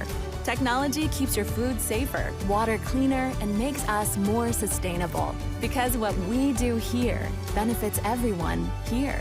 Life on the farm makes everyone's life better. IHSAA semifinal football is brought to you by the Iowa Farm Bureau, proud title sponsor of the IHSAA, championing youth through sports and education. And by Cookies, epic sauces and bold seasonings. Remember, smart cookies use cookies. And by the Iowa Bankers Association, Iowa Banks, your partner through it all. St. Ansgar outscores Wapsie Valley 17-0 in the third quarter. This game is certainly did a complete 180. Wapsie Valley feeling pretty good at halftime, but it's been all Saints in this second half. 3rd down and 9 for the Warriors here at the Unidome alongside Coach Kevin Bowman, Sean Kenny. Hogan with a clean pocket. He will air it out. Receiver had a step just too far out in front. Bands had broken free with his speed. It's a throw and hookup that Wapsie Valley certainly, you get the feeling they desperately needed something positive. Yes, and unfortunately for them, they didn't connect on this. This is just a little wheel route. He's going to look like he's running a 5-yard out, and then he heads upfield and overthrown to his outside. So worst case scenario for Wapsie Valley is they're punting again, and number 7 is waiting to return it.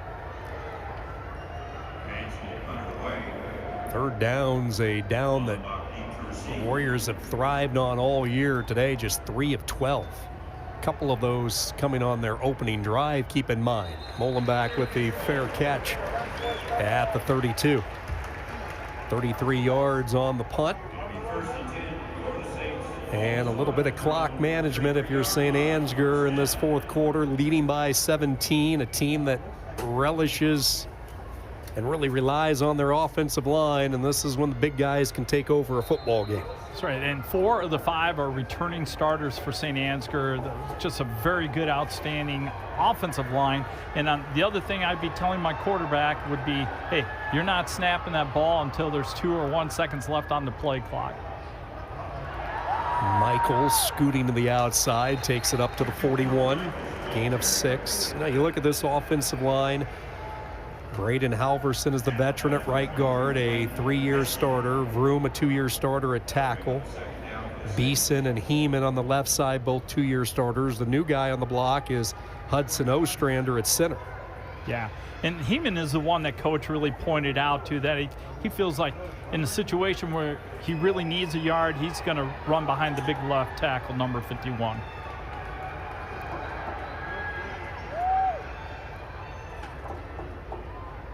Second down, up the middle they go with Joe Clevenger for the first down.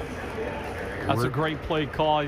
Just in the scenario where you want to eat up some of the clock, that's your best friend. Keep it running. And, you know, like we talked about with Joe Clevenger, he's a guy that's going to get you 2 to 3 yards without any issues. So it's ground and pound right now for the Saints. 12th first down today for St. Ansgar. 265 yards of offense. 91 of those yards coming on the long touchdown pass to Michaels. 1st and 10, play clock down to 2. Michaels hurdles into the pile, up ahead to the 49-yard line. And this is what the Saints offense is all about. They're in their perfect storm. They have the ball. They need to run the clock out. They're just going to be very content with 3, 4, or 5 yards a pop, and they have the offensive line and the running backs to do that. Community of St. Ansgar really has it rolling. The baseball success that they have enjoyed fresh off a state championship, and now you look at what the football team has accomplished this fall. Option, they will pitch it. Molenbeek pushed out of bounds by Bands, but it looks like he scoots ahead for far enough for the first down. He does, picks it up as they mark it at the 44. I'm sure Coach Clevenger is excited that they did get the first down. The part that he's not going to like is that his running back went out of bounds and stops the clock. So. A lot of excitement around the community of St. Ansgar. They are in the process, the renovation, the construction underway of a brand new 8,500 square foot strength and conditioning facility. They're hoping to have it fully operational early in 2026. And that has been the cornerstone of how Drew Clevenger has built this program in his 26 years. And he always had a dream of a bigger weight room, and they were just simply running out of space. They would have over 100 kids every morning, boys and girls showing up to lift weights. So thanks to the generosity of some donors up in the area, along with the community support, it's going to become a reality. Well, you can tell that Joe Clevenger gets in the weight room. He must be doing a lot of squats because he moved that pile once again. That's determination and strength. Second down. This is Michaels following the lead blocker, and another first down, just wearing out Wapsie Valley in the second half. 8 more yards for Corbin Michaels. Just adding more numbers to his impressive stats. And for Wapsie Valley, this is a slow and painful death because they're not able to stop the run. They have a lot of guys in the box. You're in a situation, you're trying to come up with some kind of scheme that's going to work to limit them to either no gain or a negative number. They bring Dana off the edge, keeping it Schwesaw, and he cannot get free. Good one-on-one tackle by Gavin Henry.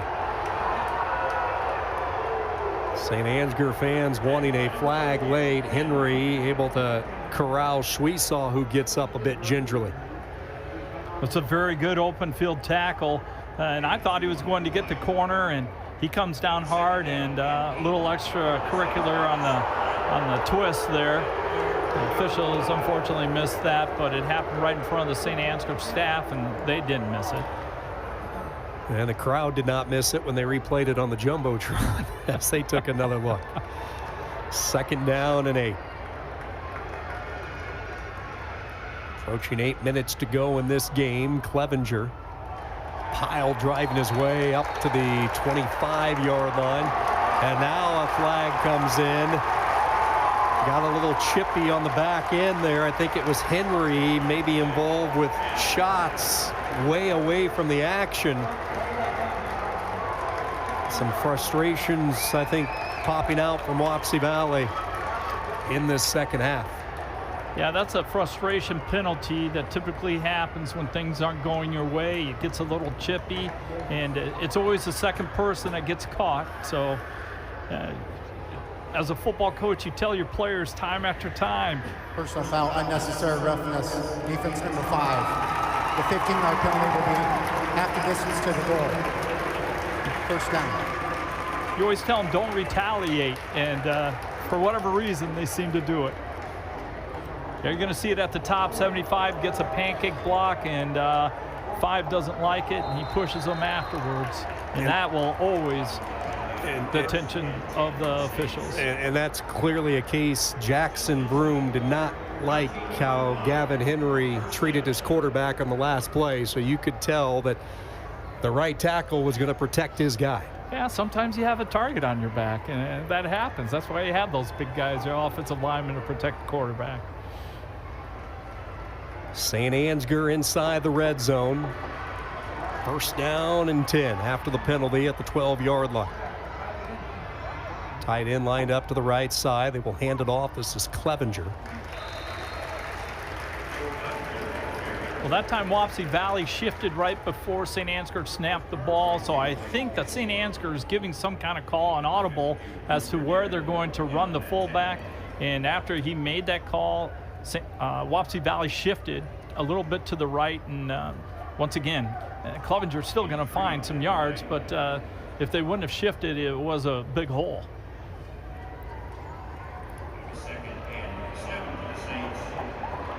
Saints into the semifinals for the 8th time since 2006.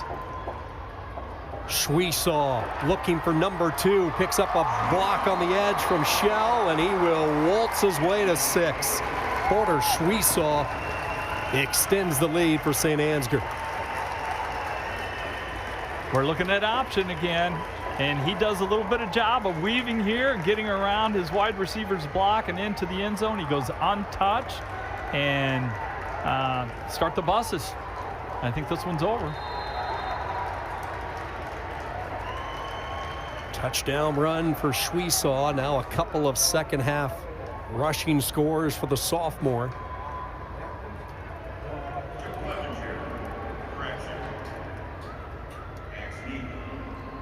High snap, pulled down, kick on the way, and for the first time today, whether it's 2 or 1, St. Ansgar finally gets the point after. 31-7 Saints. I'm impressed with St. Ansgar here in the second half. They've just been tremendous. Special teams, offensively, defensively. It's just been an incredible second half for them.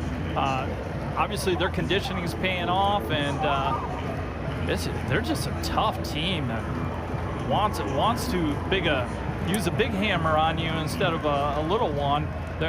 You're the nail. Here comes the hammer.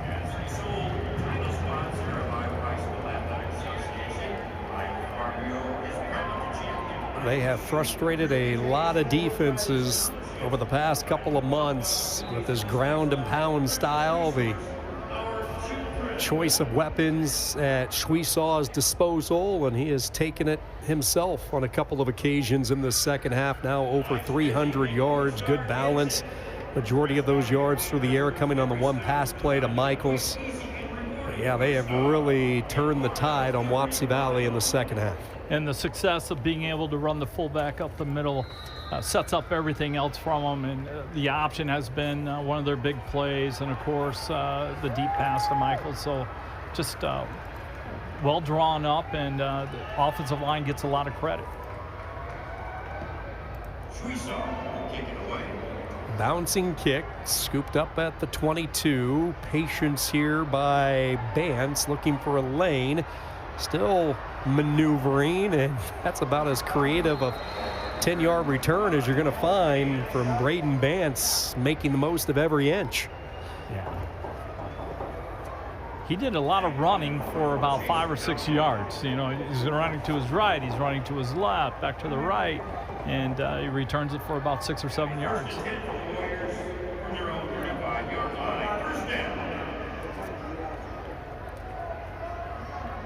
Been a wonderful season for Wapsie Valley this year. They had a lot of inexperienced kids really forced to mature and grow up throughout the course of the regular season and put together the type of run that they have enjoyed. Mention the offensive line, 4 underclassmen. They have a junior quarterback, very young at the receiver position, and on defense, a lot of success at an early age for many of these Wapsie Valley players. Well, that's only going to help them. What a great experience to be an underclassman and have this opportunity in the semifinals. That's only going to make you hungrier during the offseason. Second down. Hogan nearly stumbled, now decides to take off, and Braden Halverson was waiting for him. You know, Coach, you go through the course of the season for Wapsie Valley, I think probably if you talk to a lot of their guys, the blowout win at the end of the year against North Linn probably has to be one of the highlights. They won that game 42-0. District title was on the line, and they took care of business in a convincing way. Right, and a very good North Linn team on top of that. And that was just a dominant performance by Wapsie Valley. And then their 2 playoff games were nail-biters, a 24-14 victory and a 22-16 victory, in which we talked about this before, against Linville Sully, that it was tied up, and Wapsie Valley has a TD pass to win the game with 25 seconds left. So once again, I like the fact that Wapsie Valley always feels like they're still in it, but this is just a very tough defense for St. Ansgar, and they're active, they pursue well, and they're doing a good job of tackling. Well-coached team. Third down stop for St. Ansgar. They've had a few of those today. Bance with a really high kick, just not a lot of distance, but it will take a friendly bounce here on the turf inside the Unidome. And it will come to rest at the 33-yard line. 31 yards on the punt. St. Ansgar in position to move into the state championship game next week against an opponent to be determined that we will settle up here in a little bit this afternoon. looking forward to the second game also. We're lucky to get 2 really good games. Sean, I don't know if you have some kind of power that I don't know about, but I'm happy to be riding your coattails to take these games on. No power here. You're the wrong play-by-play guy. St. Ansgar at the 32-yard line. Running ahead for a couple of yards goes Joe Clevenger. Now, we were talking about the new weight room. I asked Coach Clevenger, well, what's all going to be a part of it? And he says they're going to bring in 20 more racks. They're going to bring in a little sprint track, 40 yards or so, but the ability in a single lane to get some sprint work in. They're going to have some turf down. And really, he described it as a 5A type weight facility, strength conditioning facility for a Class A program. Nice. And Coach Clevenger is also the boys track coach. And so I'm guessing he sees that advantages for both programs. Second down, 2 more yards up the middle with Clevenger. You just want to keep that clock running. Do what you can. Take care of the ball. It's important that your running back has both hands on the ball, protecting it high and tight. Your wrist is always higher than your elbow. That football needs to be protected. You always want to share some of the stories for all of these incredible student athletes. Number 22, Blake Hesse, who just made that last tackle for Wapsie Valley. This was a young man who was a starting linebacker as a sophomore 2 years ago. He hurt his back. He did not go out last year. The coach emailed him throughout the offseason saying, man, we'd love to get you back.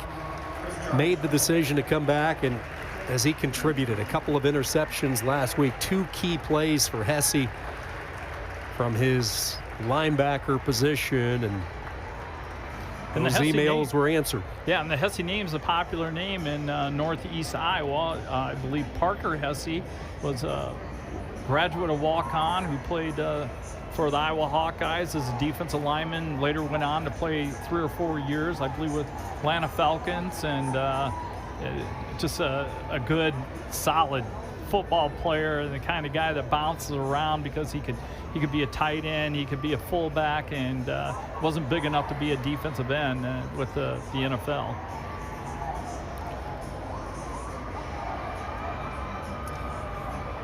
Don't forget, video broadcast of Iowa High School Athletic Association state championship events are copyrighted property of the IHSAA. Reproduction or retransmission of these broadcasts without the express written consent of the IHSAA is prohibited. Don't forget game 2 of our doubleheader from the Dome, semifinals Class A. MMCRU, the top-ranked team in the country. West Sioux, ranked number 5, fresh off a win against the 4th-ranked Chargers of ACGC. That's coming up as soon as we wrap this up. Speaking of wrapping up, a tackle for loss. Andrew Teat coming back from injury, able to make the play. Yeah, it shoots the gap right there. Nice job of staying low, coming off the ball, and you're going to see the perfect double leg takedown here, and well, more of a single leg, but he got the job done, and that's maybe the first negative play for St. Ansgar today. I love the wrestling lingo. You know, people know you for the great football coach, but you had some wrestling background in the day. Yeah, I was fortunate. I was blessed to be a part of the wrestling program. We had some outstanding athletes. We had an undefeated 4-timer in Eric Juergens, and Cole Pape, who was a 3-time champion. So it was neat to have those individuals and how they helped contribute to the program years later. Molenbeek gets the punt away, near disaster for Wapsie Valley, but they're able to jump back on top of it. Teat was able to pick it up following the 31-yard punt. They nearly got to Molenbeek.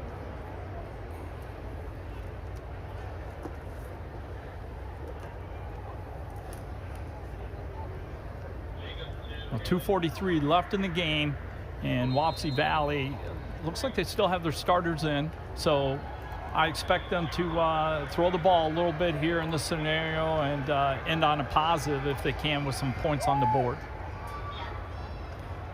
Good to see Curley in the game as Curley takes it up to the 40 to the 45. He was shaken up last time we saw him on the recent Wapsie Valley series, and you could tell he is just giving every ounce that he has limping back to the huddle. Yeah, what a team player then you have there. You know he's not close to 100%, and yet he's still out there in a game that's already been decided and given 100% that he can give with the ability that he has. 1st and 10 from the 45. Out of the I formation, they go right back to Curley. Makes a cut. Hunter Curley, I caught an interview that some local media conducted with him earlier this season. He talked about one of the highlights was beating Denver to start the year, the great rivalry they have. Yeah, Denver, a 2A program on top of it, and it's just, you know, whenever you beat someone that's a class above you or two, it's always a good thought. But right there, you saw Curley plant his right foot and accelerate upfield. So good job of squaring himself up to the linebacker and taking that hit. 2nd down and 5. Dana, the fullback. Hogan's going to throw it deep downfield. Molds can't make the play. Molenbeek was with him every step of the way, and that brings up a 3rd down. Good coverage by St. Ansgar. Once again, now Wapsie Valley is not going to send 3 or 4 guys out on routes. They're making it pretty simple for their quarterback to make a read, and Caleb Hogan, that's a pretty good ball. You know, the only person who's going to catch it is his guy, so give him credit. Late in the game, trying to do what you can. 3rd down, they stretch it. Curley able to get to the corner, and he will pick up the 1st down. Into St. Ansgar territory to the 44-yard line. Slow to get up. Clevenger, another tackle. Yeah, this is the hard part as a coach when you get this late in the season and you're playing and comes time for practice. It's a lot of walkthrough because physically the bodies are so beat. Yeah, you're trying to simplify things, and you still want them to be able to understand, you know, game practice speed is so much different than what you would do earlier in the season. Dana takes it up to the 40-yard line, and for St. Ansgar, this is a community that is going to bring even more fans next week when they play for a state championship. Get the hotel rooms ready. They are going to be coming in waves from northern Iowa. Curley looking for the cutback lane, has the opportunity to do that, makes some room to the 30, stiff arms, and is cut down right there by Molenbeek. Excellent vision by Hunter Curley. And in this situation, we always talk about reverse or the cutback or a bootleg. You have to have someone who's designated to stay at home and make sure that doesn't happen. Molenbeek is just tremendous defender, and we've seen what he's done on special teams and offensively. He's had a great game. 1st down and 10. Hogan whips it downfield off the deflection, the old tip drill, and it's intercepted. Picked off by Jagger Triton. 2nd pick of the year for the sophomore. And he's saying thank you very much. You know, ball's tipped up in the air, and your eyes get really big, and your biggest fear is you're going to drop it, and it doesn't happen. So congratulations to him. I'm sure he's going to be telling his grandchildren about his interception in the semis for a long time when that opportunity arises. Big thanks once again to the Iowa Farm Bureau for presenting the Athletic Association's 2025 Football Championship Week. Every coach's favorite formation, the victory formation. The sole title sponsor of Iowa High School Athletic Association Farm Bureau recognizes athletic and academic achievement both on the field and in the classroom, helping to nurture Iowa's future leaders. And if I know Drew Clevenger the way I think I do, he's probably going to enjoy this for about 5 minutes, and he's going to start thinking about the championship game. He'll be sitting up here, he's going to be drawing on a piece of paper, and he's going to be charting everything and breaking it down. Complimentary football for St. Ansgar in the 2nd half. Special teams, this defense buckled down, creating 3 takeaways, and the offense certainly made the most of it. 31-7, the Saints roll into the state championship game next week. That's going to do it for our first Class A semifinal. 31-7, St. Ansgar victorious here on the Hy-Vee Championship Network. Stick around. We'll have awards.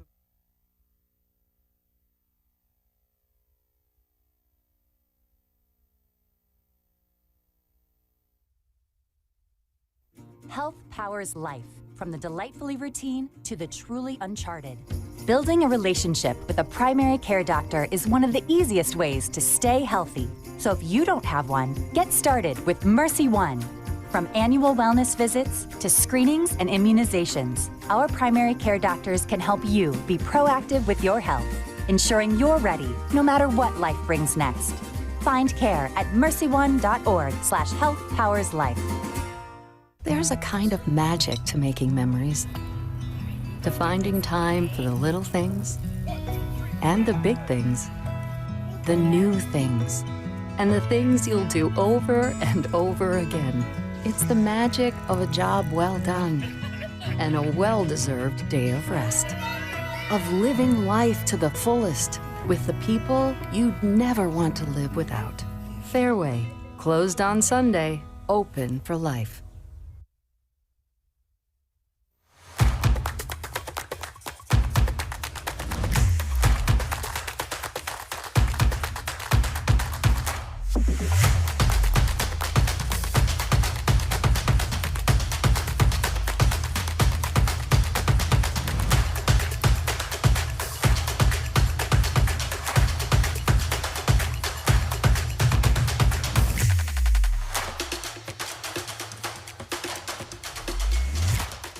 We're not just lighting a stadium.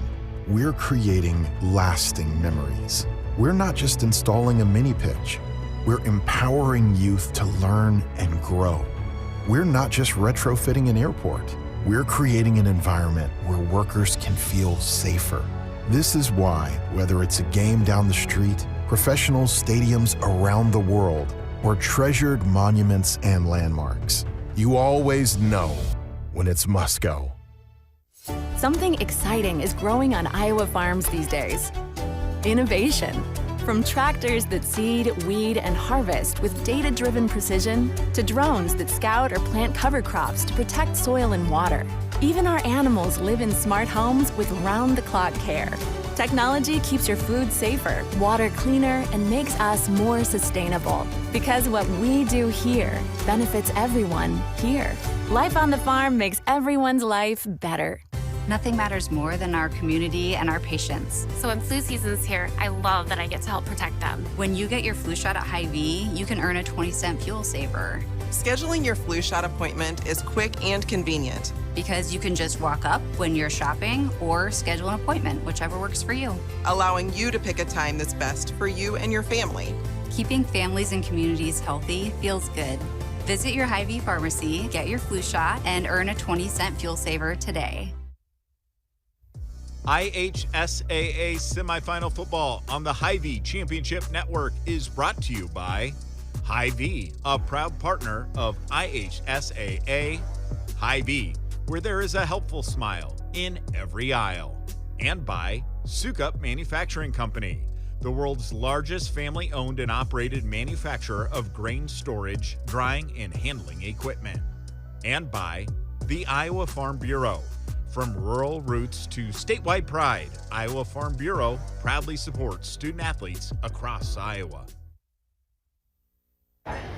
St. Ansgar advances into the state championship next weekend, 31-7. They knock off Wapsie Valley today. An outstanding season comes to a close for the Warriors as they close out 11-1. So many positives throughout the year, but St. Ansgar just keeps it rolling. Now 12-0, and they await the winner of MMCRU and West Sioux, which is going to be coming up in just a little bit. It is time now to highlight the top performer from this Class A semifinal. Your quick star of the game, without a doubt, Connor Molenbeek. Yes, number 7, Connor Molenbeek, having an excellent game. 83-yard kickoff return for a touchdown. He had 177 all-purpose yards. He rushed 11 times for 41 yards. and he punted 3 times for 109 yards with a 36-yard average. And don't forget, he had a punt return that set them up in good scenario too. A total of 2 punt returns for 33 yards. Connor Mullenbeck, quick star of the athlete of the week of the game. On the go, Quick Star's certainly got you covered. Fuel up, grab a bite, score offers with their Quick Rewards app. Get everything you need only at Quick Store. Class A championship match is halfway set. St. Ansgar advances into the finals next week. MMCRU, West Sioux in a district rematch coming up close to the top of the hour. We appreciate you joining us for this coverage of the Iowa High School Athletic Association's football semifinals presented by Iowa Farm Bureau. We'll step aside for a bit. More semifinal action kicks off from the Unidome at the top of the hour here in Cedar Falls. For Coach Kevin Bowman, our entire production crew here in Cedar Falls, this is Sean Kinney saying so long. Thanks for watching Iowa High School football on the Ivy Championship Network.